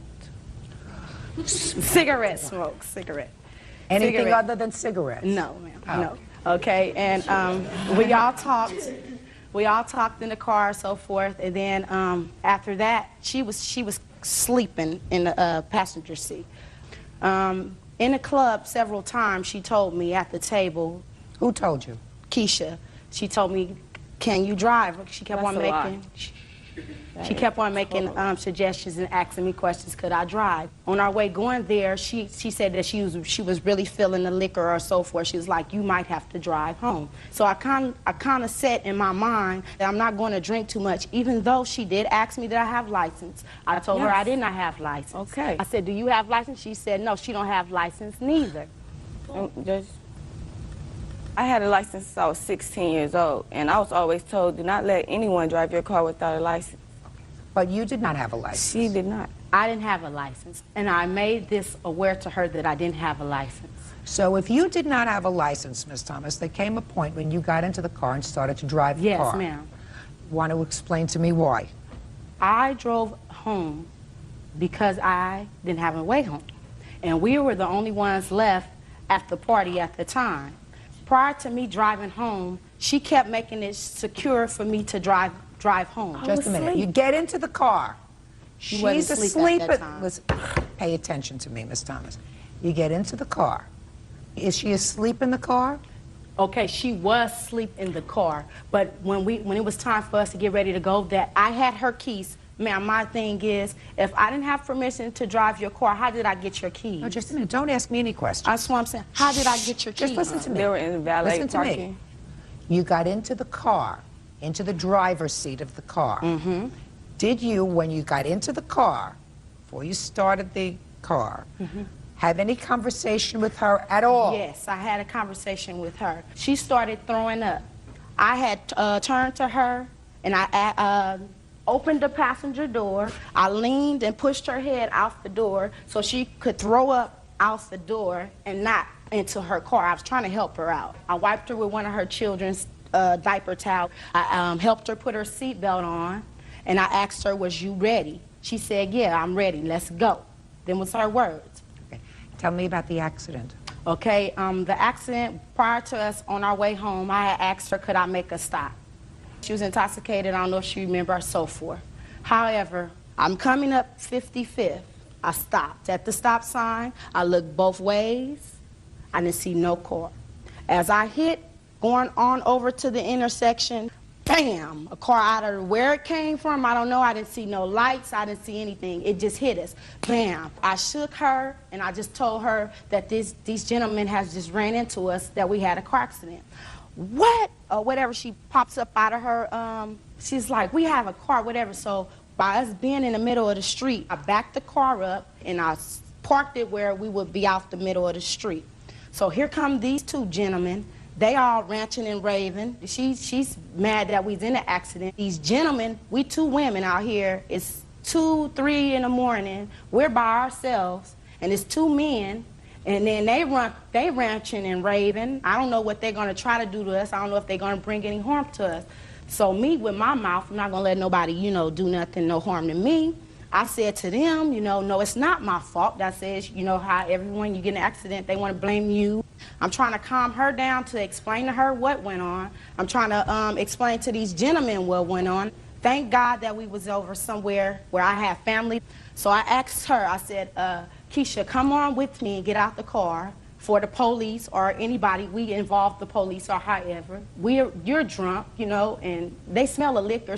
She refused to leave. She refused anything. She would not agree with me at all. Fine. So the police arrived at the scene? No, I had left the scene. Yeah, she left when the police I came. left because she refused to help. You left the scene? Yes, I left the scene and went to my cousin's house.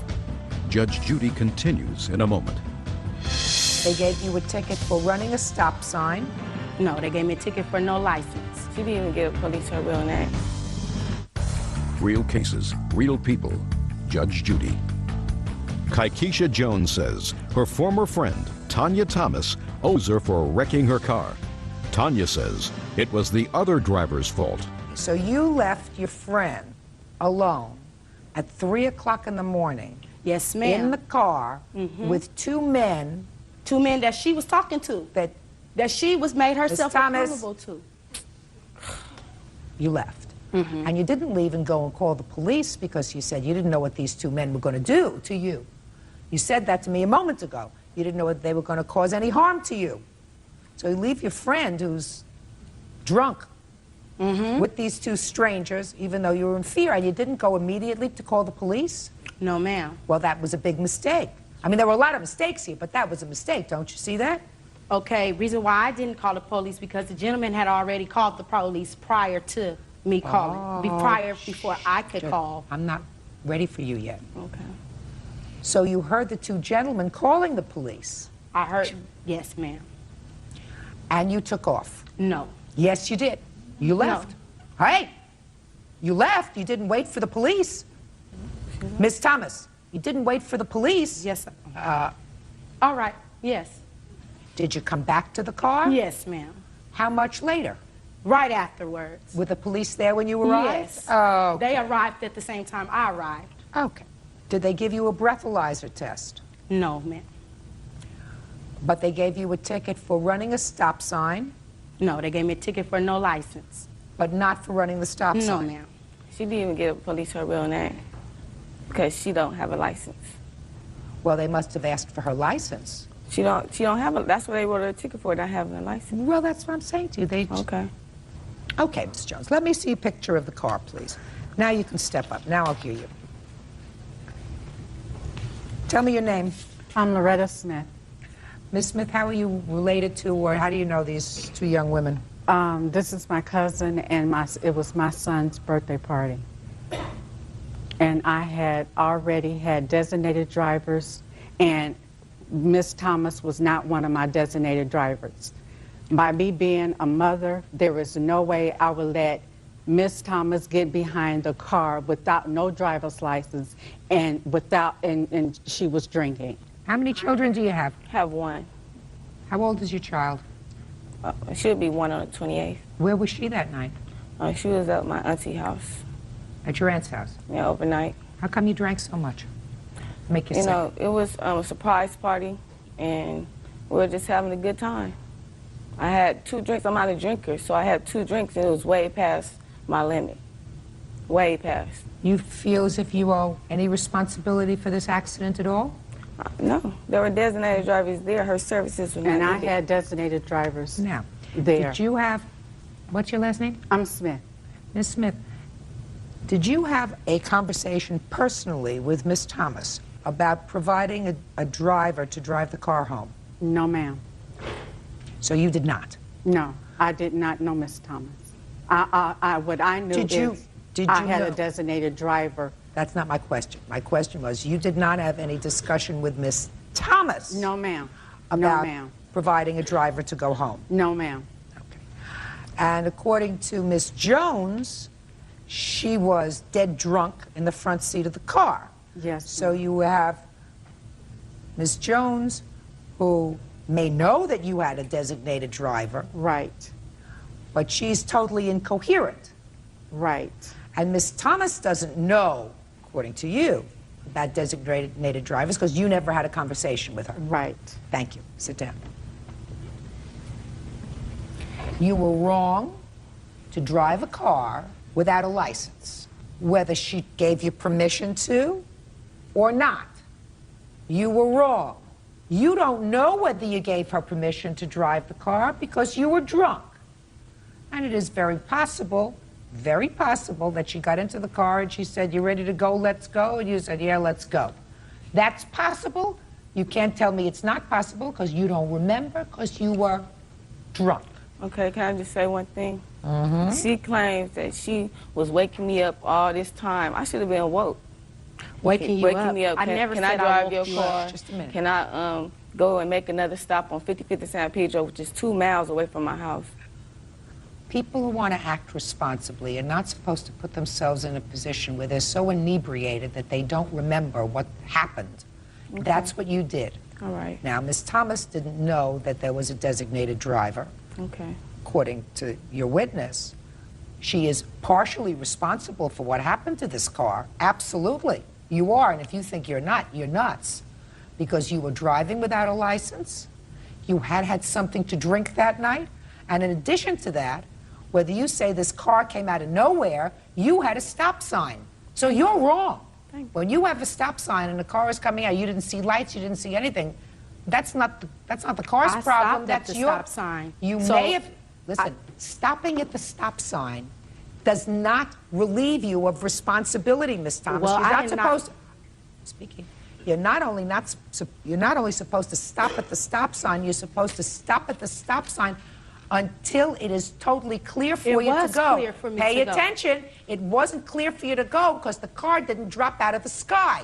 The car came from someplace. You may not have seen it, but the car had the right of way and you did not. Okay. If the car hit you in the middle of the intersection, the car had the right of way and your car either jumped the stop sign or didn't stop long enough for you to see that there was a car coming. in the intersection where that car had the right-of-way, so you are at least partially responsible. Now, did you have a deductible on this car? No. She had you had no insurance? No. How did she know? Just a minute. I had liability insurance. No, you didn't. Hey. I couldn't find, because I was drunk, I couldn't find my registration or insurance. Even I had liability. It wouldn't do us no good because we got hit. No insurance at all? No. Listen to me carefully. What year car is this? 87 Bonneville. It's an 87, so you probably didn't have collision insurance. I didn't have full coverage. You didn't have. All right, now let me see the bill for the car. Oh. The bill. This is a promissory note, because she pulled 2 knives on me, mind you. 2 big butcher knives. Talking about she's going to kill me.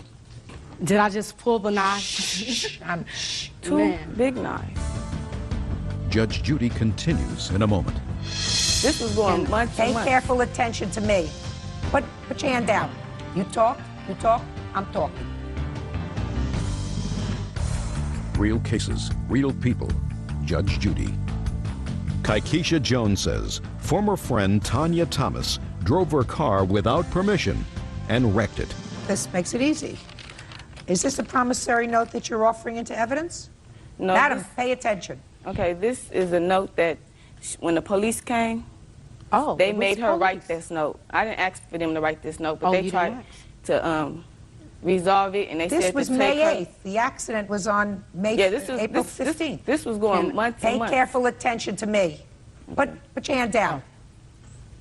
Are these your 2 signatures on this? Yes. Is this your signature on this? Yes. And this says on May 5th at 9:30, I, Tonya Thomas, gave Keisha Jones $100. I will be willing to give Leisha another $100 on June 5th, 2000. Now, is that for the accident? Yes. All right. Yeah, this was just, you know, month by month or whatever, because she owes me $11.80. For what? Well, I needed another transmission for my car. The way we was hit, my car spent around and the transmission busted. So is what you're telling me that this other $100 she was supposed to give you was not in full satisfaction of what you thought she owed you? No. Well, I'm trying to figure out, madam, exactly how much it was to fix your car. $11.80. Now, I see $206 and $350. Estimate that the mechanic gave me, which is another transmission. I don't have, I'm not dealing with that. I have this estimate here, right here. That's a receipt. $206 and $350. What was paid for so far was $350, which is all you paid so far. Yes. Where is the car now? I parked at my dad's house because I had to take it out the shop. I didn't have enough money to get the transmission. Judge Judy continues in a moment. All you paid for the car thus far, and the only estimate that you have. This is the estimate. Let me see that card. I mean, he said he, you know, it got his card and it has the amount for a used transmission. I'm not trying to get over on her. I just want what's rightfully mine. That's exactly what he gave me. Your Honor. What? She have my belongings that she had at the club. I have about $225 worth of belongings that was left at her cousin's house that I got dressed at. Listen to me. That I got dressed at. Miss Thomas! You gave her $100 so far? Yes. Between what it cost, which she paid for, which was $350. Cost of a transmission is $450. That's for a used transmission. Does that sound right to you, Bird? Sounds about right. Then you have $250 for labor. She gave you $100. That's $950. Okay. And I find that you are 50% responsible for what happened that night. You placed yourself in a position where you could not responsibly get home. Put your hand down. You talk, I'm talking. You placed yourself in a position where you could not get home that night. I find that, right or wrong, since you don't remember, I take her for her word that she got your consent, even your drunken consent, to drive the car home. She had no license, she had no right to be in the car, and she did, in fact, either run a stop sign or did not stop sufficiently to see another car coming. So both of you were responsible. Judgment for the plaintiff in the amount of $475. Thank you. 22-year-old customer service rep Ronald Jones for unpaid rent and medical bills resulting from an altercation. Ronald has a countersuit for the cost of his furniture after she slashed it with a knife. Order. All rise.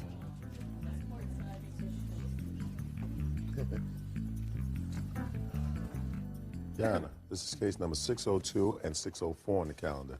One in the matter of M. Zamora versus Jones, the other one in the matter of R. Zamora versus Jones. Parties have been sworn in. Judge, you may be seated. Folks, have seats, please. According to your complaint, you and the defendant were living together. You planned on getting married. Didn't work out. He moved out. Okay.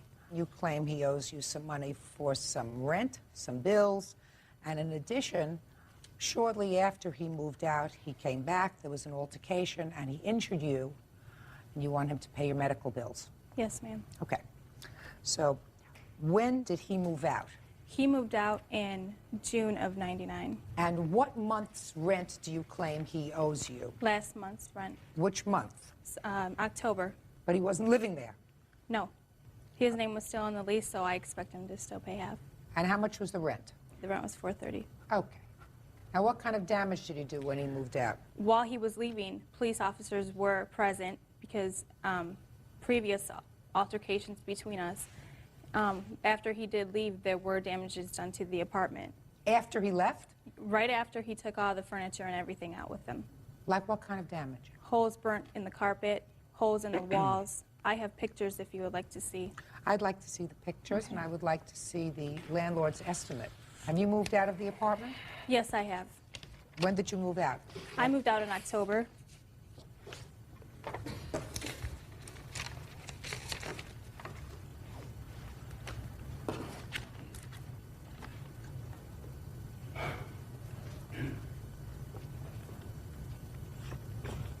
Now tell me about the next part of your lawsuit, which has to do with an assault. He came to my apartment after he had left. He had heard rumors that I was seeing somebody new and got jealous. When was that? This was in September. He came to my apartment. We got into an argument. We ended up outside, and an altercation happened between us. Well, tell me about it. I was arguing with his new girlfriend, and he grabbed me by my arms, putting multiple bruises on me, which I also have pictures of. We were pushing and shoving, and my knee popped. The ambulance was called. I went to the emergency room. Well, how did your knee get popped? He pushed me. Not true at all. Not true at all, Your Honor. How did he push you? When he had grabbed me by my arms, I was trying to make him let go of me. I tried to get away. He grabbed me from behind with his right hand around my throat. When I was trying to get away from that, I was twisting and turning since he had a hold of me, and that resulted in my knee popping. Were you fighting with his girlfriend? No, I was not. Were you fighting with him? Yes, I was. How were you fighting with him? Trying to get his arms off me. How did you get outside? I was trying to get him out of my apartment. How were you doing that? He tried to shove his way in my door, and I told him to leave. It resulted in a fight. He tried to steal my cat, try to get my cat back. After that, that's when he grabbed me by my arms and then grabbed me from behind with his... How did you try to get your cat back? Just ran after him. Were you arrested for that? No, ma'am, I was not. Were you taken into custody? No, ma'am. No charges were ever filed in regard to that case? Later on, about a month later. I pressed charges the same day, Your Honor. About a month. It was about a month later. I've received a phone call from my father at work. It said that there was police officers came for a warrant. I turned myself in, and then it proceeded from there. I had to go to court for it and everything. Well, that's what I want to know. You did go to court. Did you have a lawyer? Yes, I did. Did you appear before a judge? Yes. Was the case resolved? Yes. How was it resolved? I had deferred prosecution, where I had to stay away. We had to both stay away from each other for 180 days. If no altercations were occurred in 180 days, then the case was dismissed. You may call it a deferred prosecution, but it really is a period of 6 months probation. Okay. Did your lawyer explain that to you? No, he didn't explain to me fully. Like I said, he said I had no charges were pending or anything like that. The prosecutor informed me that there wasn't enough evidence and I had too many witnesses. Don't tell me what the prosecutor told you about not enough evidence. There wasn't enough evidence. You should have insisted on a trial. Then you would not have had a 6-month probationary period. What did you go to her house for in September? I was with her sister and my girlfriend here. We went to her house. I dropped her sister off. She said she had to talk to her. And at that time, we had a cat that I got, and it was running around in the stairs. It ran up the stairs. I followed the cat. She was already talking to her sister at the time with the door open. I went up there to get the cat. I picked up the cat. Then the man that moved in with her after I left the place started saying stuff to me, arguing with me. Then she proceeded to argue with me. She came at me, smacked me in my face, started punching me in my chest. Not true. I went to walk away. Her sister grabbed her, told her to leave me alone, to let me go. I grabbed the cat, proceeded down the stairs, got all the way outside of the apartment building. She ran past me, went to my car where my girlfriend was sitting. The window was cracked. She was talking on her cell phone. She proceeded to stick her hands through the window, the cracked window, grabbed her by the hair, Not true. and started pulling her out through the window. Did that happen? Yes, it did. Go ahead. That time she grabbed her, I told her to let her go. I did grab her arms to pull her hands away from her hair. I said, let go of her hair, let go of her hair. She said, no, I'm not going to let go. I said, let go of her hair and I'll let you go. She finally let go of her hair. I backed away, and then she proceeded at me again to hit me. She got out of the car, then Monica proceeded to go after her. When she started proceeding to go after her, she hurt her knee, fell down. Your Honor, Then I the have ambulance was pictures called. of the multiple bruises that were on my arms that he gave me. Oh, I'll take and a look there's at no them. other way I could have gotten these. I'll take a look at them.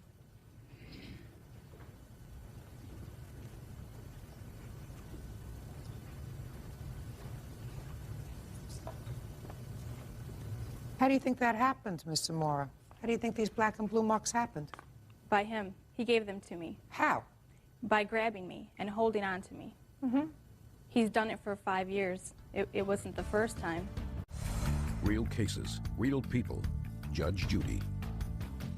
Monica Zamora says her ex-fiancé, Ronald Jones, owes her for rent and for medical bills resulting from an altercation. Ronald says Monica slashed his furniture and slandered his name on the internet. All this isn't as clear as you make it appear. I want you to know that I understand that. He says that there was another person that moved into the house shortly after he left. He lied So about that. Just a second.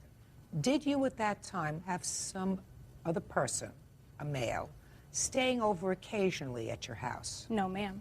Never did he stay one night. Yes, I started seeing somebody. This is the reason he came to my apartment. I mean, I don't see why he would come over there with his new girlfriend. His new girlfriend is my new boyfriend's ex-girlfriend. So That's the what? reason they're together. So what? There What was different- nobody staying with me. Listen to me. I had 3 jobs to pay my bills. Listen to me. He didn't come over there because he was jealous. He may have come over there because his girlfriend said to him, why are you being such an idiot and paying the rent when he's staying over there with her? Now, that may or may not have been true. Certainly, he was there on that September day when this altercation took place. Mhm. Is that right? Yes, ma'am. Put your hand down. You know, you have to be objective even with regard to your own children, right? Now, I want to know why you went outside. He took my cat and grabbed it. That was a gift to me. So you went outside after him? Yes, I did. And are you telling me you never went over to his car? No, I didn't. I didn't even Step see. up. Didn't even see his car. Step up. Tell me your name. Jennifer. Jennifer what? Martinez. I want you to tell me about this day in September of 1999, if you can recall it. Well, like Ron said, I was sitting in the car talking on my cell phone.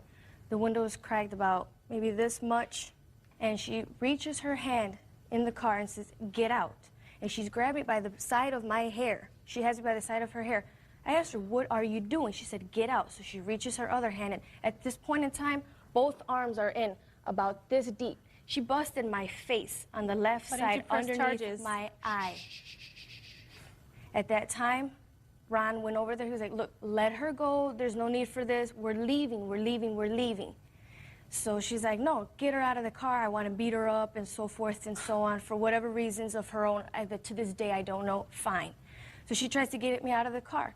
So I told her, how am I going to get out the car out of a crack of a window? Let me open the door. So she's all pressed up against the door. Okay, that's all I want to know. That's all I want to know. Sit down. Thank you. Sit down. I want to hear something, Mr. Jones, about your countersuit. Okay. You say that Miss Zamora took a knife and ripped up furniture. That's correct. Tell me about it. That day, the day I moved out, she called the cops because I wanted to move out. Why would the police be called to the house? Because I wanted to take my stuff with me, and she thought that she was able to keep it. When everything was in my name, I had receipts for it. I showed the police. Okay, so that's why the police were called, because Yes. you were taking some property out of the house. Okay, and what happened? The police told me I had to get my stuff and go as soon as possible. So they waited there. They waited there until I got my stuff out. Before the police were called, before the police got there, I was moving some stuff downstairs to the... What stuff? I was moving clothes. I was getting my clothes, putting them in bags, and taking them downstairs to the basement, so when my family got there to help me move, I'd be all ready. When I came back up, she was putting a knife back into the kitchen sink. I started to proceed to move the furniture out of the living room, and there were slashes in the side of them. I do have pictures if you'd like to see those. Can I see them, please? I saw the furniture.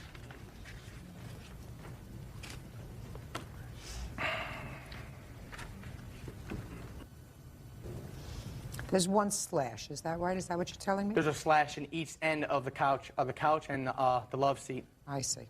Did you do this? No, ma'am. There's no reason for me to rip my own furniture when I paid for it. No. There isn't. I paid for that furniture. That furniture was in both of our names, but it didn't matter to me. I just wanted him to leave. Well, why do you think somebody would slash the furniture like that? I have no idea why he would do that. Or who else why would do anybody it. I would don't do know. that to their furniture either. All right. There's another part of this lawsuit. Now you can stand up, Mr. Zamora, because you're suing him because you say he borrowed $350 to use as a security deposit for the apartment. Did he borrow that money for security deposit? He borrowed the money to get an apartment and incidentals. He did not have a place to live. He had just started to work. Security deposit is $445. Who put down the security deposit? I borrowed the money from him, Your Honor, for the security deposit. So you put down the security deposit on the apartment I with put his money? Right. I put down a first month's rent, and he loaned me the rest of it for the security deposit, which I borrowed $550 from him. And you paid some back? I paid some back. So $350 is left. Is that right, Mr. Yes. Zamora? So your daughter did not put down any security deposit in this apartment. Is that right? Correct. The cleaning and painting is just $395. Yes, I'm only asking for half the last month's rent, but I want him to pay for all of the damages because he did the damages. No. $395 is cleaning and painting. Okay. Half of that, say it's $200. Okay. But he's already got $350 in there for security deposit because she didn't put any in. You can't get it both ways. You can't get your loan back from him, plus you're going to get back the money from the security deposit that's not eaten up by the landlord's cleanup. Can't get both. You following me? Perfect. So, in addition, I don't believe your daughter with regard to what happened that day in September when she called the police and there was an altercation at the house. I don't believe her story. What? We have previous police reports of their altercations. I don't care about previous. That's not what I'm here talking about.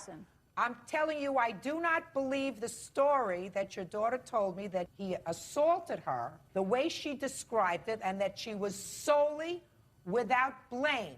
I do not. It takes two to argue. I do not believe that it came about the way she described it to me, that he, for no reason whatsoever, assaulted her. I do not believe it happened that way. We have previous police reports of him assaulting her. Stop it! Oh, no. I mean, so he's not going to stop assaulting her unless you tear him apart. I believe that she got bruised in the arm because she went after his girlfriend in the car. I believe that that happened. I'm not saying you're blameless with regard to the altercation that happened in the house. I believe that you shouldn't have been there. Correct. Period. End of discussion. You should not have been there. You precipitated something that developed into maybe more than what you bargained for. You had no cause to be there at all. But I do not believe it happened in the way that the plaintiff described, so I am not holding you responsible for her medical bills. You have a hospital report? I should. Sir, and I'm not even entertaining your defamation of character end of your lawsuit. She said she put nasty things about you on the internet? Yes, Your Like Honor. what? I have a paper printout of from American Online. Let me see it.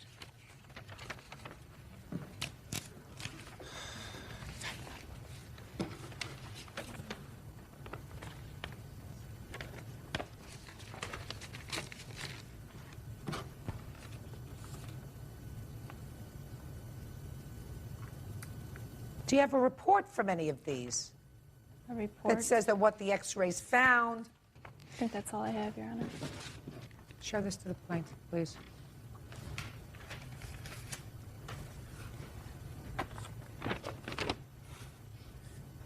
Is that your handle on the internet? No, it's not. But it's funny. But no, I did not do this. What proof do you have that she did that? That is her online name. Her nickname is Coca. Since I've been with her for 5 years, it's always been that. My friend was online. She emailed him. He didn't know who it was. He looked up her online, her profile. That's under her profile. He called me the next morning and told me what was going on. So I asked him to print me a copy of it. Did you ever use the name Coca? Yes, it's been my name for a long time. Well, why didn't you say that? I said, is this your handle? You said no. Oh, I thought you asked me if I did that. I didn't ask you if you did that. I said, is this your handle? Yes, it is. Uh-huh. Why would anybody put such a terrible thing on the computer? I don't know, ma'am. I can't tell you because I didn't do it. No? I did not type those things. Anybody could have typed that. Well, I know that. I know that anybody could have done it. Could have even been her sister. Her sister has added quite a bit of fuel to the flames between these two, including taking him to the apartment. Could have been a lot of things. Somebody else could have used her name, and somebody else with a grudge against both the defendant and his new girlfriend might have written that both of them are highly contagious with one or more venereal diseases. So there may have been somebody who used your daughter's name, who also had a personal axe to grind against these two people, who would write something like this and put it on the internet. That's possible. It's a bit far-fetched. It's a bit far-fetched. If I was satisfied by the required quantum of proof that she had, in fact, done this, oh, I would award you substantial damages. Can I say something, Your Honor? Sure. I'm very familiar with online. You cannot get on somebody's profile without your password to get into that computer. How do I know about this profile? How do I know that somebody used That's her exactly profile? what that statement is from. That's from her profile. That's why she puts her nickname in there. That is her profile. Do you understand that? Bert, all I want to know from you is... You can't get onto somebody's profile. Could anybody have written that? Fundamentally, Judge, anybody could have written this. Right? Yeah. That's what I thought. I want to tell you something. I'm not convinced that you're going to get a penny from the assault, because I think that you were at least partially involved with her, which caused the bruises to your arms, so you're not going to get a penny for that. You're not going to get a penny for your $350 that is outstanding from the loan. Get it back from the landlord when the lease is over. You are going to get $215 towards October rent. Do you understand? That you're going to get. I am, in fact, satisfied that the plaintiff did damage your furniture, because I see no reason why somebody else would damage furniture that they intended to use that looked brand new to me. Do you understand? Yes. You understand. So I'm offsetting the $215 that he owes you for the rent to have your furniture repaired. Goodbye, folks. Parties are excused. You may step out. Once upon a time, there was a man. He was a quiet man, logical, grounded, worked in accounting, had a small apartment, a coffee addiction, and a calendar that ran 6 months ahead. But one morning, something broke. He woke up confused, not in his bed, but on the floor of his apartment, drenched in sweat, heart pounding like he'd just outrun death itself. He remembered something, a scene, a life, a moment, but not his. He remembered a woman, green eyes, a silver necklace, a daughter, a little girl with curly hair who called him Baba. He remembered holding her, reading her bedtime stories in a language he didn't know he knew. And then fire, screaming, running downstairs, trying to reach them. And nothing after that. The memory was so vivid, so emotional, it felt more real than anything he'd lived. But here's the thing. The man had never been married. He had no daughter. No one matching that description had ever existed in his life. Not now. Not in any documented past. At first, he thought it was a dream. A weird one. A bad one. Oh. But then, It came again. Every night. Scenes from that life, a home he could sketch in detail. A street he could draw from memory, complete with cracks in the sidewalk, a scar on his own hand. From a knife that had never touched him, he started writing it down. Every detail. Began searching. Google Maps, old photographs, foreign databases. Until one day he found it. A building the exact one from his memory in Istanbul. It burned down in 1997. A father, mother, and young daughter had died. The article had a grainy black and white photo of the victims. The woman had green eyes. The girl had curls. The man looked nothing like him. Still, he bought a ticket and flew. He walked that street like he had lived there forever. He recognized a shop that had been closed for decades. He knew the turns without a map. And when he reached the place where the building once stood, now an empty lot behind a rusted gate, he dropped to his knees and cried like someone who'd lost a family. But why? He had never lived in Turkey. He didn't speak Turkish. His passport had never left Europe, and yet he knew the names of the dead before he read them. Even claimed he knew where the little girl used to hide her toys, under a loose floorboard in the back left room. That detail is confirmed by the fire department's old notes. Psychiatrists called it cryptomnesia, the brain reusing forgotten information. Spiritualists called it reincarnation. Skeptics called it coincidence. He didn't care what anyone called it. All he knew was that somewhere deep inside him lived a memory that did not belong. Or maybe it did. For the rest of his life, he visited that lot once a year. Every April, the month the fire took a man and gave a memory to someone else.